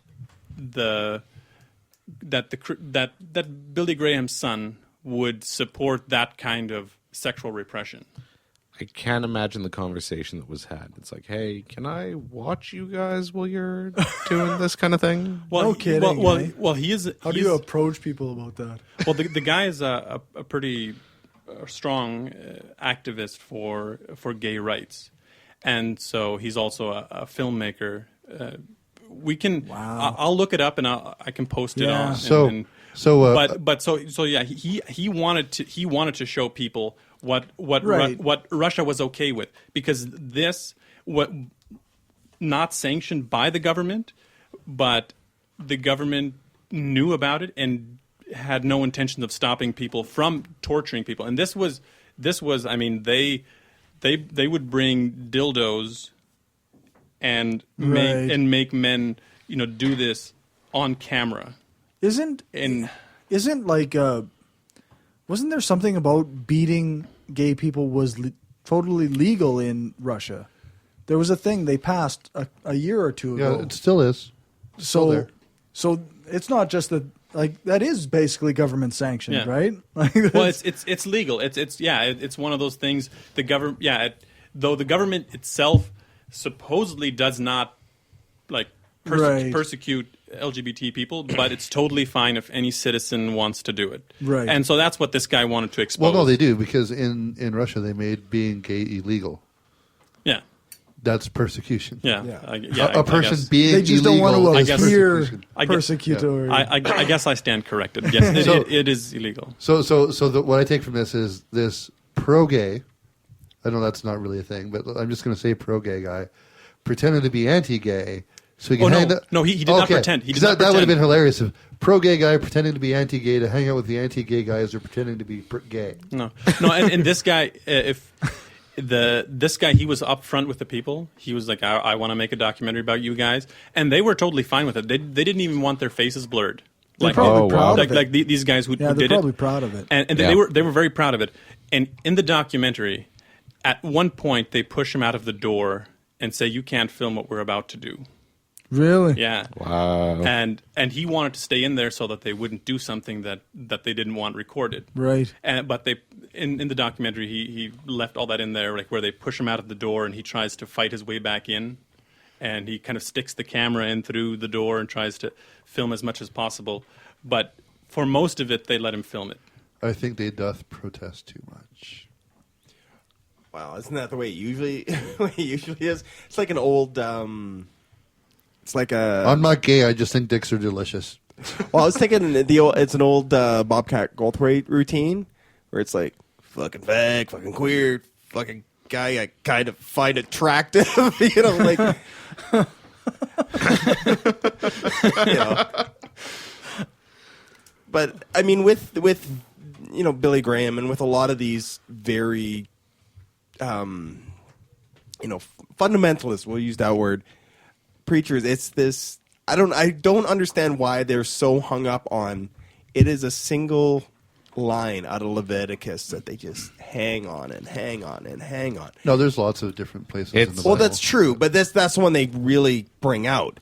It's the easiest one to understand. Yeah. It's the most direct. Because the word is the law, and that's why. And it's, but I think for most people, it's kind of the other way around. A lot of people, I mean, historically, it has always been kind of this quote unquote like unnatural behavior, like in the past, and so a lot of people they still feel that way, and they look for religious justification for it. The thing is, I wonder. I don't know if it's like I was talking to someone else about this, and it popped in my head. Is I think the thing is, in the case of like Judaism, Christianity, even Islam, they're all formed off the same basic text. I'm just wondering if homosexuality was actually a lot more accepted in tribes outside of was Hebrews, and they use that as one of the ways, because cultures always define themselves against the other, and if they kind of went, and I'm wondering if that was more common amongst these other pagan, possibly, and so then they made it they started outlawing it as a way of, we don't do that because they do that. And then it just stuck. And it just, as Judaism and Christianity took over, it just got bigger and bigger. That sounds like it's worthy of some sort of study. Yeah. I mean, it was just an idea that popped out as I was talking. I'm like, you know what? It almost makes a certain amount of sense. I think it is true. I mean, there was definitely some societies around the Hebrew, the Jews at that time that did accept homosexuality as a legitimate and totally acceptable practice. Right. So I don't know to what extent the Bible was in contrast to that, but I'm sure. I mean, there were civilizations around them that did it all the time, and even as far as like temple rituals for some of these religions. I really don't understand the whole gay and not gay, and the one Do you thing need it explained? No, I understand that portion of it.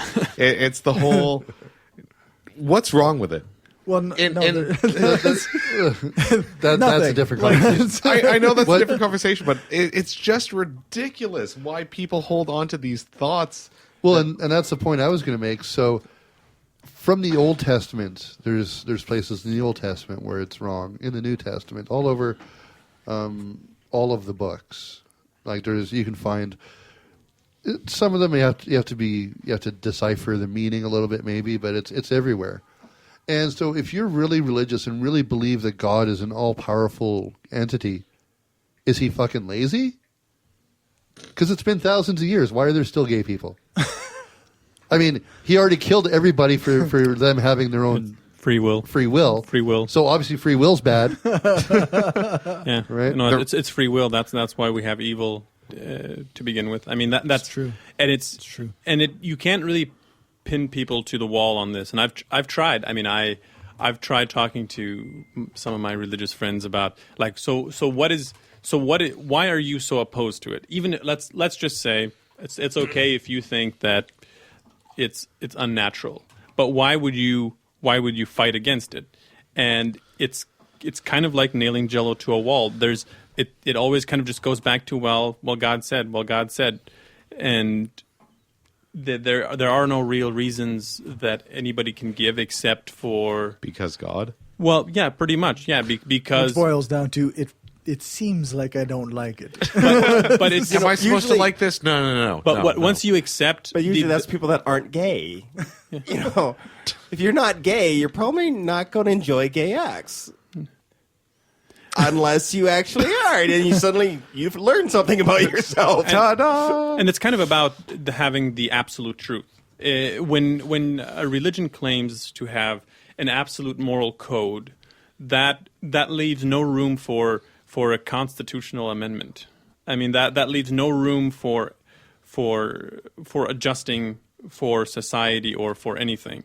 Because once you proclaim it to be absolute, then you kind of have to agree with Putin on this matter. Right. Until you get that one guy that comes out with I had this divine revelation. God's okay with the gays. Then no one would probably follow the guy. But I actually have to agree with Deborah here. She left a comment. She said, when you press them on the matter, it ends up being the ick factor. It's like, yeah, that's right. I don't like it, so it's bad. It seems gross. It's icky. Ugh. So yeah, it's bad. All right, well, because the same people who are adamantly against two men are watching two women on Pornhub. And that's totally that's natural. That's totally okay. So you're bringing in something that we don't have to talk about. And all like it. It's fine. And especially in the Mormon state of Utah, who are the highest consumers of online porn.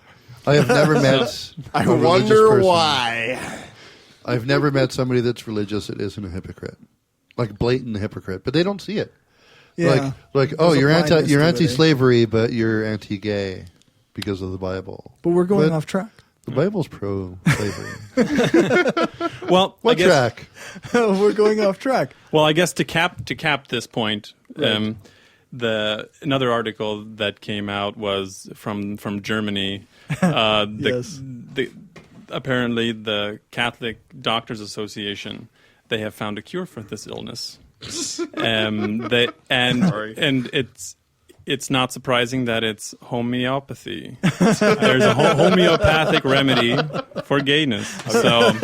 So I'm not sure what they're diluting, and I quite frankly don't want to know what they're diluting. Sugar and water. It has to be something that mimics the symptoms. Yeah. So because as soon as I read this article, all I could think of, it's a bunch of Catholic doctors. It's an excuse to give them a little bit of dick. Well, I think it's a game so they can play just the tip. Well, yeah, that's well. The first thing that popped into my mind was from our last show that dick bits. It's probably a dilution of some form of dick bits. Yeah. And so thank you, Jews. 200 cc's of dick bits will cure you of being gay. Wow. All right, so I guess on to the next topic. I think we've... Alden is suggesting it's Pope semen that they Pope semen. I guess that's not too hard to come by, I guess.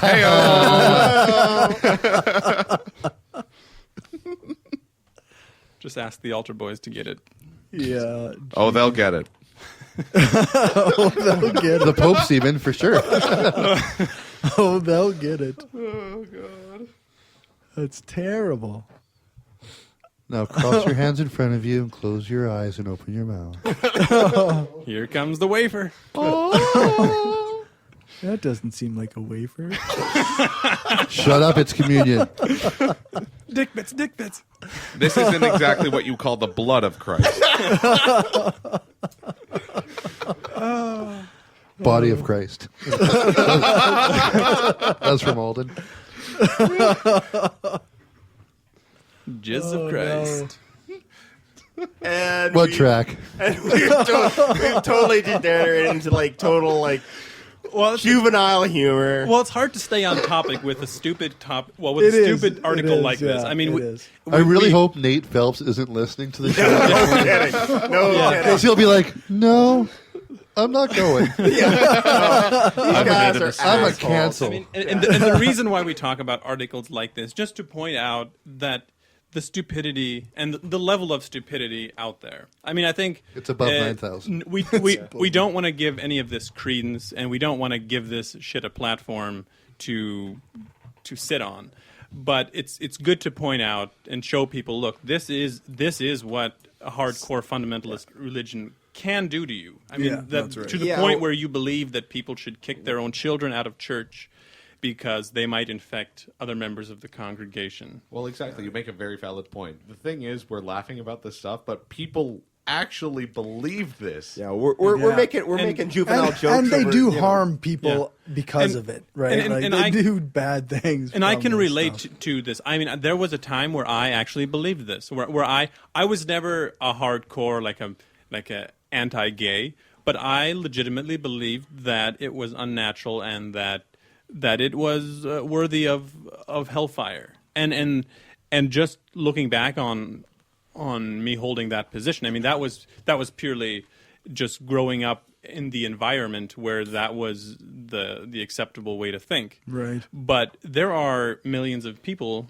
who grow up in environments like this who are not like Franklin Graham, who don't actively preach about this, but who hold this view. And I do, to a degree, kind of empathize with these people, and it makes me feel pity in a way, and feel sorry for them, because I know that it's not their fault in a lot of the cases. A lot of people, they are a product of their environment, and they've just never been exposed to the facts and the reality of the situation. Yeah. And with that, we'll move on to some Skepticism 101. If you're not daily walking in a place of relationship to God, then the news that we have to bring you is that you're on your way to hell right now. Oh, you're barking up the wrong tree, Meg. I'm an atheist. I suspect that the Pope is an atheist. I don't believe in God. And with that, that was the wrong bumper, wasn't it? we don't actually have a Okay, we're going to play that bumper again later. That's okay. With that bumper, we're going to enter into the educational portion of the show. Don't give me that look. I'm not here to be educated. And it seems like this topic is going to fit in well with some of the previous. Yeah, we're into our totally. breaking down the logical fallacies part of Skepticism 101. So our logical fallacy is the argument from ignorance, which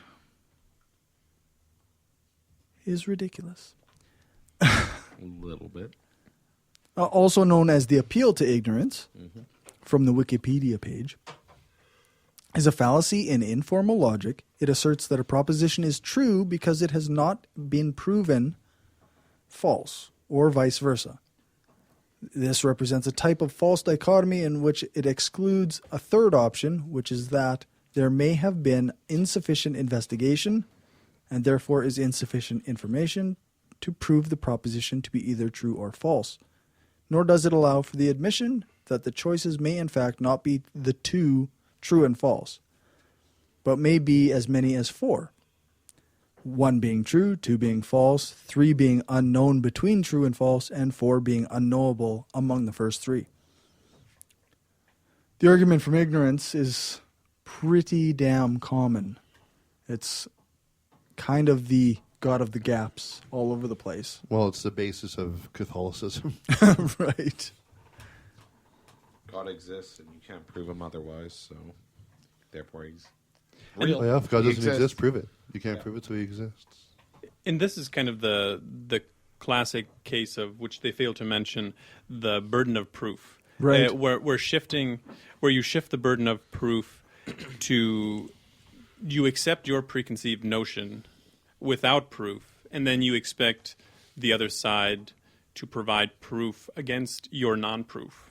Yeah, it's like the inverse. Yeah, where you expect the other guy to have the burden of proof when you have hardly any proof at all for your position.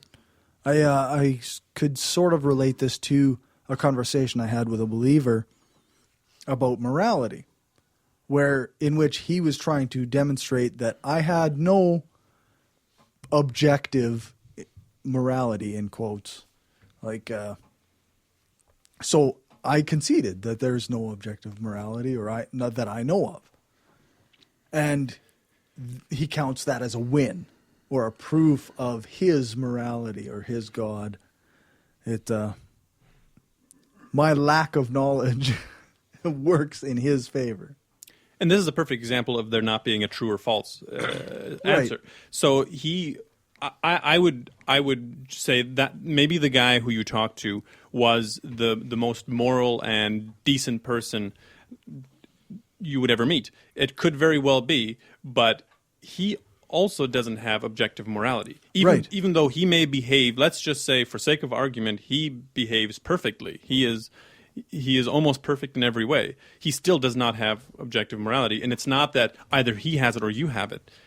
Maybe neither of you have it. Maybe it's not as simple as a true or false. Yeah, exactly. Well, exactly. You just bring up the point of he has perfect morality, but what exactly is perfect morality? Exactly.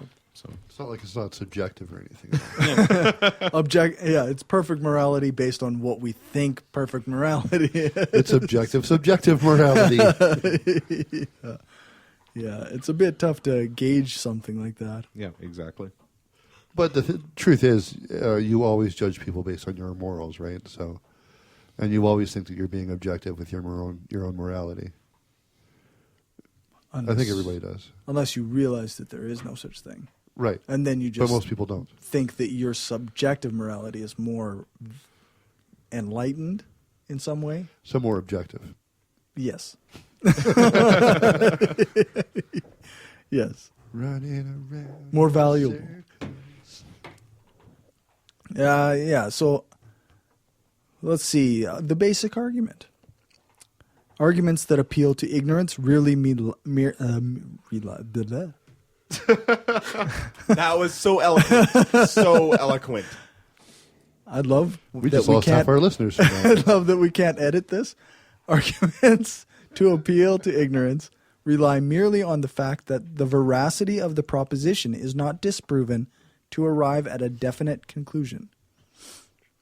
These arguments fail to appreciate that the limits of one's understanding or certainty do not change what is true. They do not inform upon reality.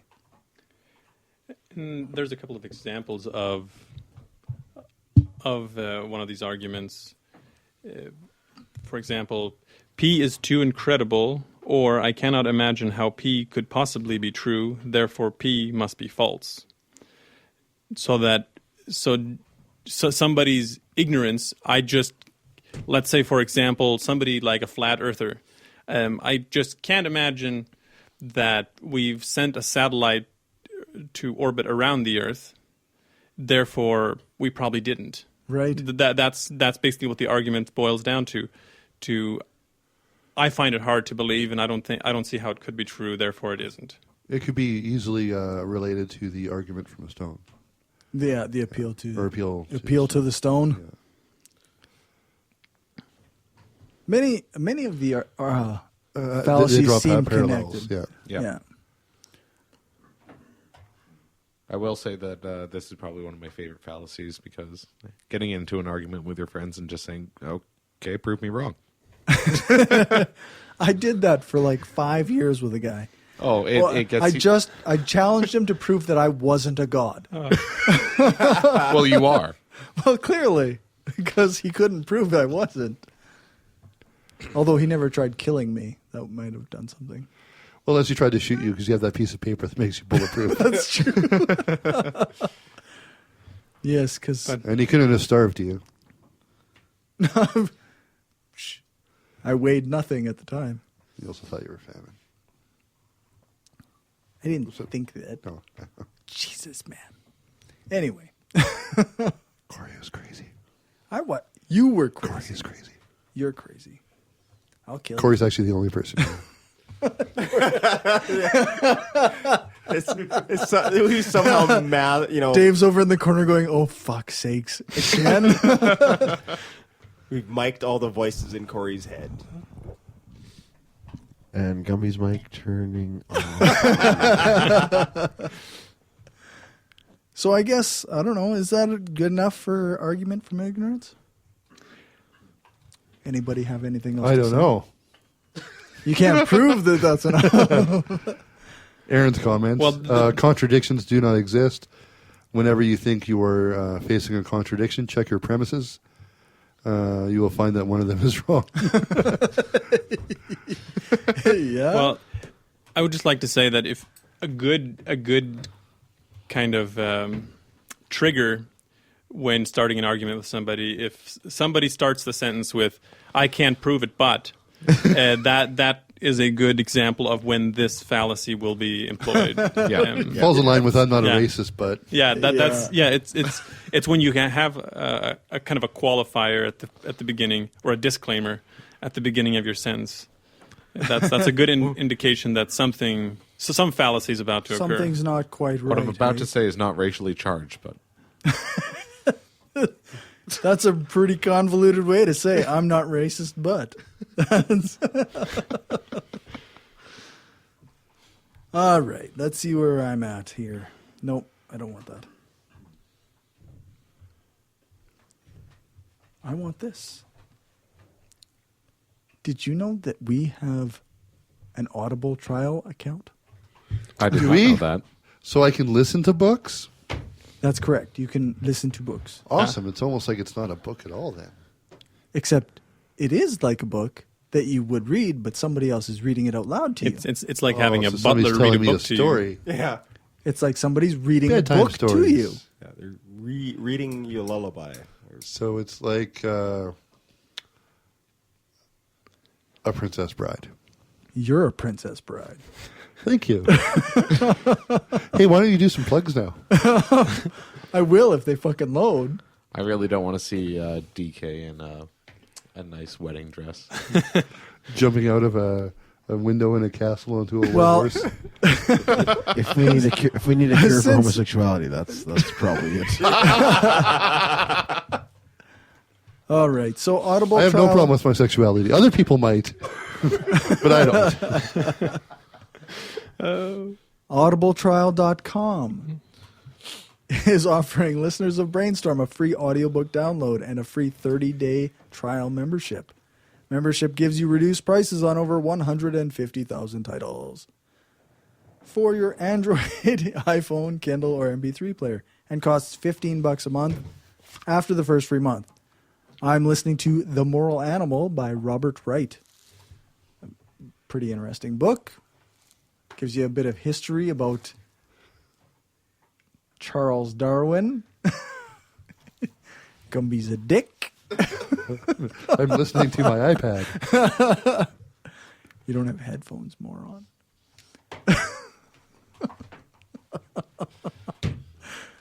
To get this book free with your 30-day trial membership, go to audibletrial.com/brainstorm. That's audibletrial.com/brainstorm for your 30-day trial membership. Can I buy a book version of that? Let's do that.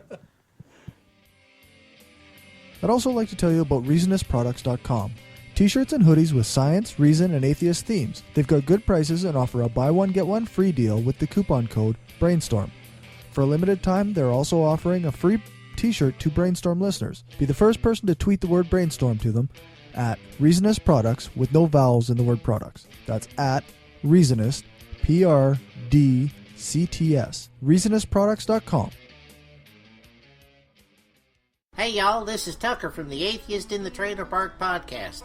And I might live in a beer can, but I ain't no inbred redneck. And if you listen to my podcast, I'm gonna learn you something. And no, I ain't talking about how to marry your cousin and not have kids with 16 fingers and stuff like that. I mean, I actually talk about real stuff and teach people where the Bible stole its stories from. So y'all give me a listen, would you? Thank you. The Brainstorm podcast presents the Shift to Reason, Saskatchewan's first secular conference. It's happening on April 30th, 2016, and features some great speakers that include Seth Andrews, Nate Phelps, and Leveda Leaning, along with others. This one-day event in Regina includes lunch and a VIP after-party with the speakers.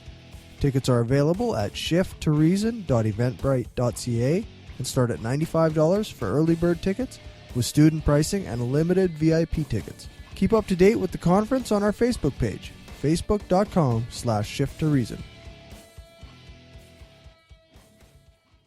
Cory's a dick. Fuck you.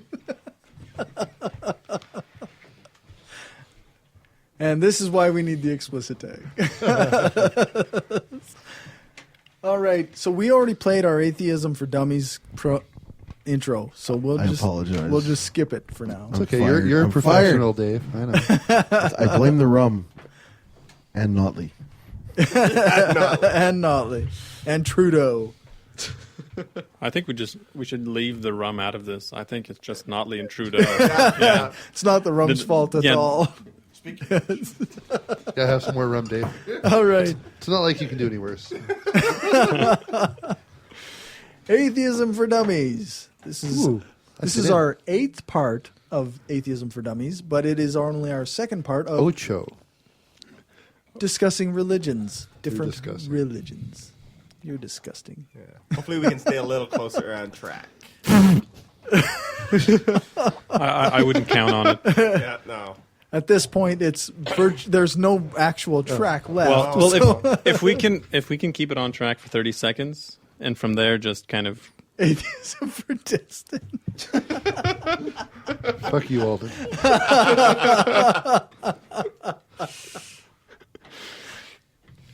I agree.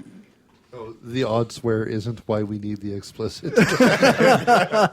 Was the Pope comment too much? Well, if you've heard the V steam or the A steam, there's been some pretty explicit episodes. I think I said "fuck you" Alden at least 4 times. Based on the life and teachings of Jesus of Nazareth, who was apparently born in 4 BCE. And is a Jew from Palestine when it was under Roman rule. There are 2 billion Christians on the planet whenever this website was last edited. Updated. Up to dated. I think it's still pretty much up to dated. Yes. Are you learning close. Jar Jarvian? Yeah. So they worship God, Yahweh, the Holy Trinity, God the Father, God the Son, and God the Holy Spirit. They believe that all have sinned and are thereby separated from God, and salvation through Christ is the only thing to get it back. That's pretty randy in itself, really. It's pretty fucked. So, they believe in an eternal heaven or hell, depending on your denomination. They pray. They do Bible study. Baptism is common in most sects, but not all, I think. They pray differently than Catholic priests. Well, no. Catholics... That's a different type of... You're a play on words master. Well, I guess before going too deep into this, we should I did that one just for you. Thank you. We should clarify that. I mean, there are so many sects of Christianity. There is no way of pinpointing them down in specifics. So even these very general terms don't apply to a huge number of Christians, but we're obviously going to go down to some rabbit trails to some specific religions.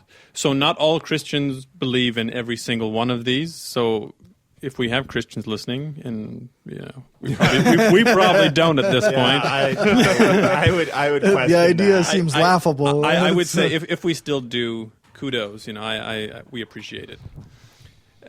But yeah, so this is not general to all Christians. There are many flavors of Kool-Aid. There's obviously a number of different groups. Those few listeners that left a little while ago, those were the Christians. They're gone. Damn it. They're all gone. They stuck around for the dick bits, but it was the Pope comment, and they went, "Okay, I'm out." And definitely once talk came about of going deeper, that was all right. This is deep enough. What? Are we blasphemer? Are we getting free dick bits? No. Much like Gumby, I think most people leave their space when the educational portion comes in. Man, I really wish I would have remembered what words you screwed up today. I would have just kept saying those. Just keep saying them. But I'm dumb, so I forgot. Yeah. So I can't find it here, but how many denominations would one guess? Well, there's basically, it's pretty much split into, you have your Eastern Orthodox, you have your Catholics, and you have your Protestants. To keep it in the most broadest definition. Right. Most broadest. Most broad. Whatever. It's late. Well, it's kind of a tree. So if you go back to the origin of Christianity, at first it was a bunch of little groups, right? And then they got kind of ordered under the rule of Constantine, and they got formed into this state conglomerate of state religion, which turned into the Catholic Church around like the year 321. So that's when they formed Constantine. So that's when they formed this big religion. So for the next pretty much like 1,000 years, it was the Catholic Church that dominated Christianity. So they had a monopoly on it, and then in the 1500s, things started going. There was a major split before that. There was the schism of in 10 whenever. Yeah, that was. 1090 something. But yeah, so that's when they had the whole Pope issue. But so basically, to a large extent, there was not much variety until like 1517, like when Martin Luther came around. Not Martin Luther King Jr. The original Martin. The German Martin Luther. When Martin Luther put his treatises on the church door and sparked that. So that's where you had the Protestant Catholic separation, and they right from the get-go, that tree is pretty much from one stem, and then it's just a shitload of branches, because they were all called Protestants. Anybody who left the Catholic Church, they were Protestant.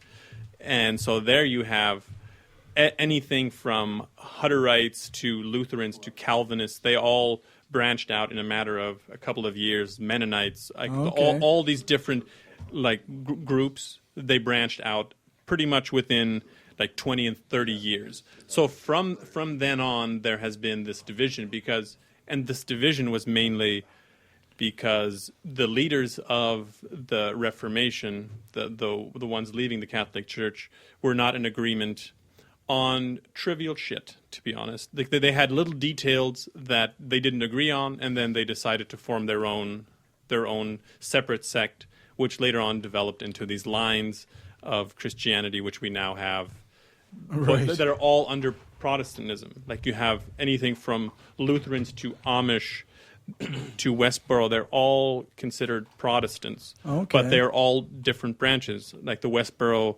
Baptist Church, just the fact that they're not part of Catholicism makes them Protestants. Yeah, just the fact that they're not from, so they're all Christian, including Catholics, but Westboro is from the Calvinist movement.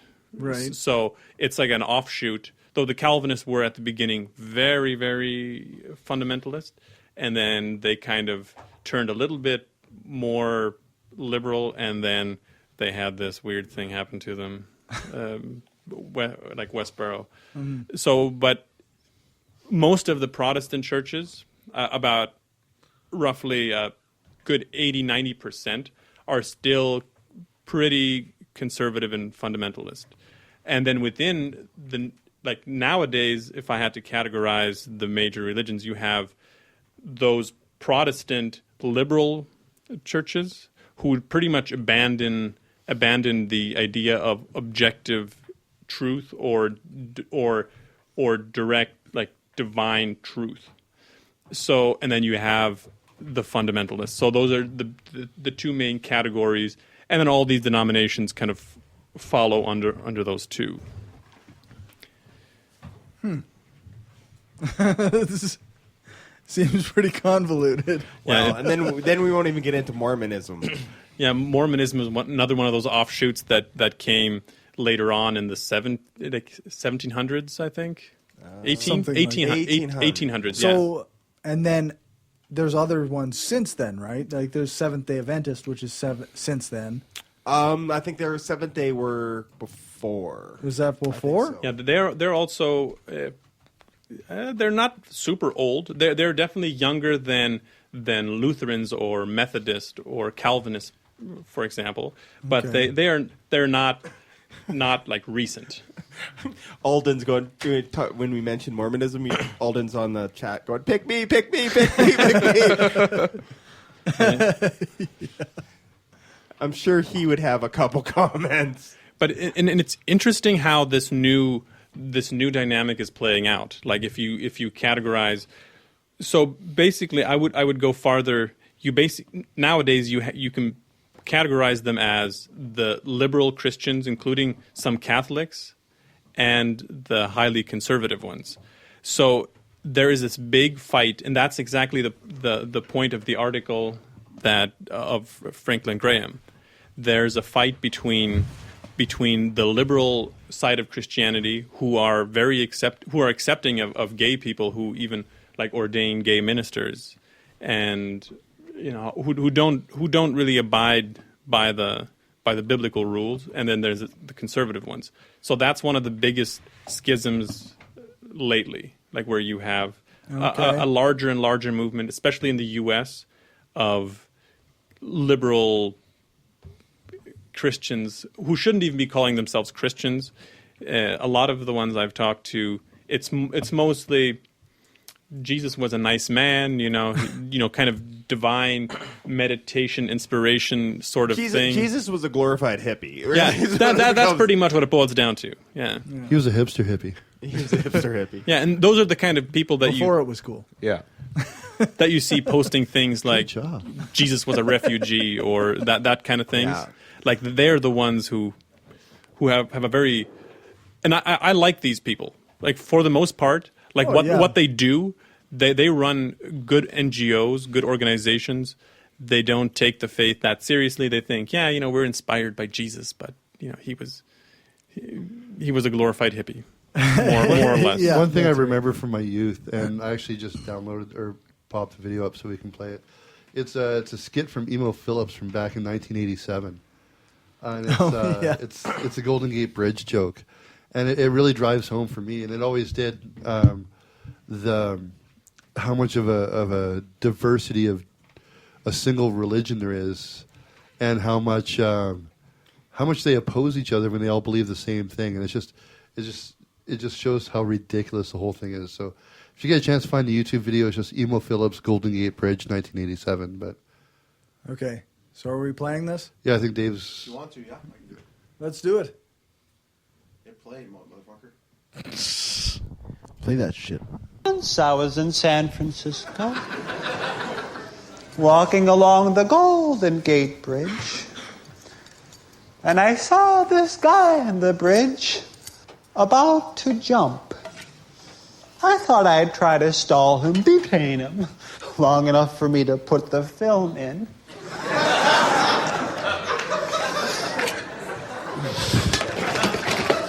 I said, "Don't jump," and he turns. You've heard of the Elephant Man. He had the head like the head of a horse. And my heart went out to him. I said, "Why the long face?"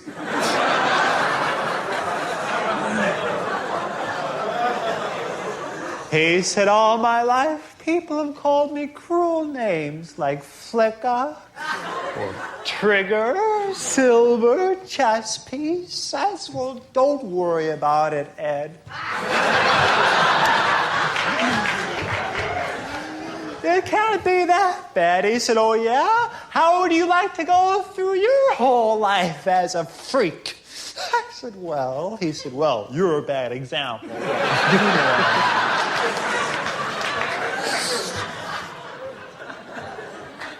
I said, "Come on. You're not the only person in this world saddled with a few problems. Besides, you're forgetting about God." He said, "How do you know there's a God?" I said, "Of course there's a God. Do you think billions of years ago, a bunch of molecules floating around at random without rhyme or reason could someday have had the sense of humor to make you look like that?"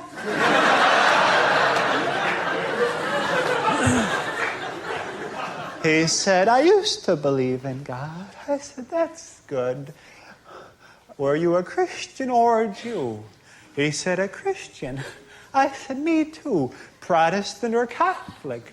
He said, Protestant. I said, me too. What franchise? He says, Baptist. I said, me too.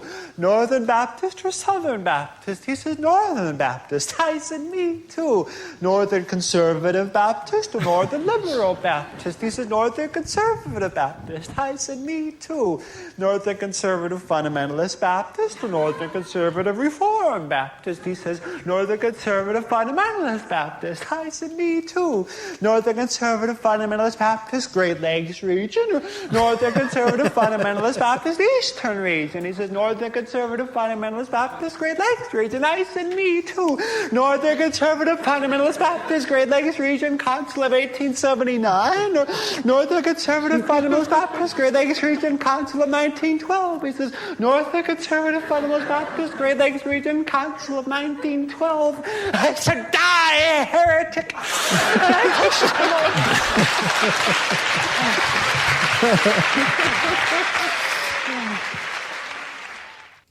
I've always loved that. Oh, normally I'm not a fan of Emo Phillips, but that is funny. Yeah, yeah, that's a good one. And I think that kind of sums up this. I'm not even sure what word to use, but the vein. This mix of shit, like the way it just shitstorm. Yeah, the way you just put Shitnado. several different types of religion into a blender and just blend it and then pour it all over the floor and try and get people to pick out the vegetables. Like it's Yeah. just a mess. That's right. I think there's a different branch of Christianity for every comma in the Lord's Prayer, at least. Oh yeah, for sure. I mean, I know there's a small town in southern Texas where a couple of my uncles live, and that town alone, I think the town has 4,000 or 5,000 people, and there are 27 different denominations of churches in that town. Yeah. Like that is 27 in one single town, and they disagree to the extent where they cannot have a church service in one building. So they have 27 separate buildings with people who know everybody, because a town of 4,000 people, you know everybody. But come Sunday morning, they have to go to their own little building. And that's a small town. So if that's representative of other places, I mean, that there are too many to name. There's too many denominations. The stupid thing is that's like 153 people per church. Yeah. And in a small town, like, how many square feet would you say a church is? Too many. I mean, 20,000? I mean, it's probably the 10,000? Roughly. I mean, it's like a small. Most of them would be small buildings. Yeah. I mean, probably fitting like 200 people to seat. Right. So 10,000 square feet. That would probably do it. Times 26 of lost revenue in one town for taxes. Fuck. Mm-hmm. Yeah, and surprisingly enough, Cubits. Cubits. I have. Thanks, Alden. I have two uncles that live in that town, and they go to separate churches. They are fucking brothers, and they go to separate churches. They get along. They get along very well, but just they don't like each other's flavor of Kool-Aid. And yeah, I like grape. He likes cherry, so we don't. Yeah. We don't do our drinking Kool-Aid. No, at the I think same time. I think it's more of a case of he likes grape, he likes white grape. But in this situation, there are even there are in that town, out of the 27, there are at least 5 different Baptist churches, like Baptist denominations. It's like saying you have a bundle of grapes, and one guy picks from one side, the other guy from the other side of that same bundle of grapes. I mean, they are so closely related. There are minor differences as to the length of the skirt the versus the word Yeah, the differences are so trivial, but yeah, that's one of the amazing parts when you have the divine ultimate truth, then you can't blame somebody for thinking that. Yeah. Like if you think that your faith is as accurate as something that has been scientifically proven to be fact, then you would say, well, this is true. Why would I give an inch? Well, 153 of those people should feel really lucky that they happen to be born or pick the right one. Well, I think they all feel that way. I know. Yeah. Okay. Okay. And with that, we're going to do our outro. And we're going to... Thanks for coming in for the last 2 minutes, Mike. Bye, Mike. Bye-bye. You can download the podcast.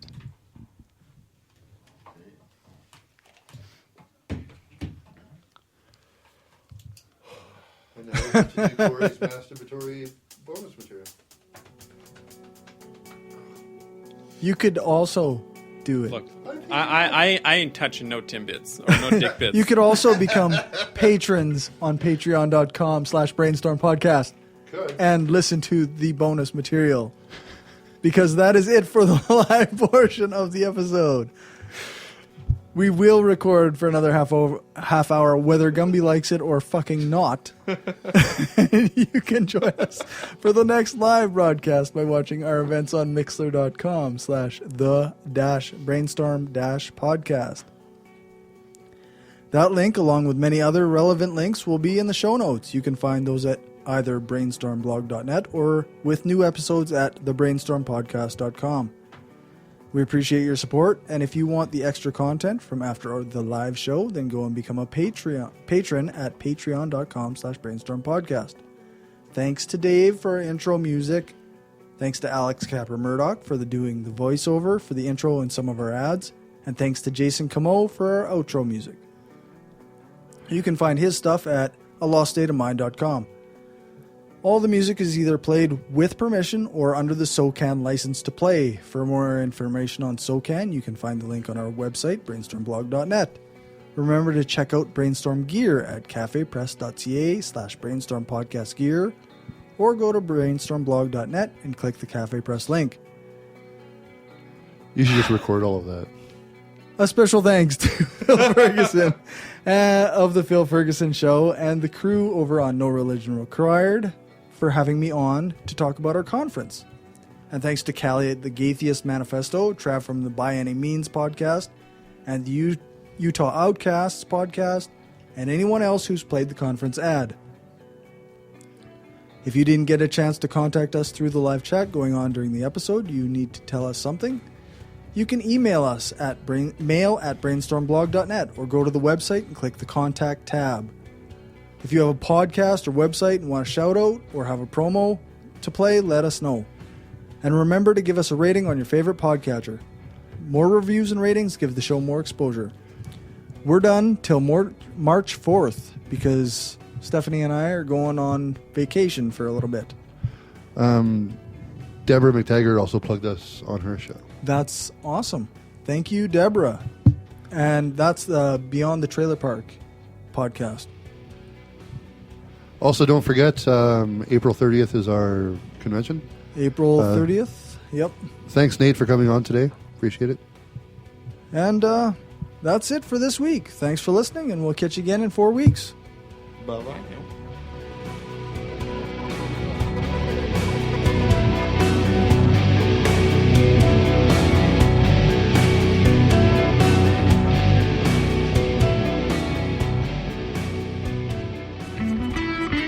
Wanted to say thanks to everyone who listens to us, shares the show, gives us a rating on iTunes or Stitcher, or supports us through Patreon and Gumroad. We don't have a lot of interaction sometimes with our listeners, but what we have had proves that we attract some of the best people around. Smart, kind, and cool. An audience truly worthy of the titles hardcore and woo-free. Thanks for helping us make the world a smarter place.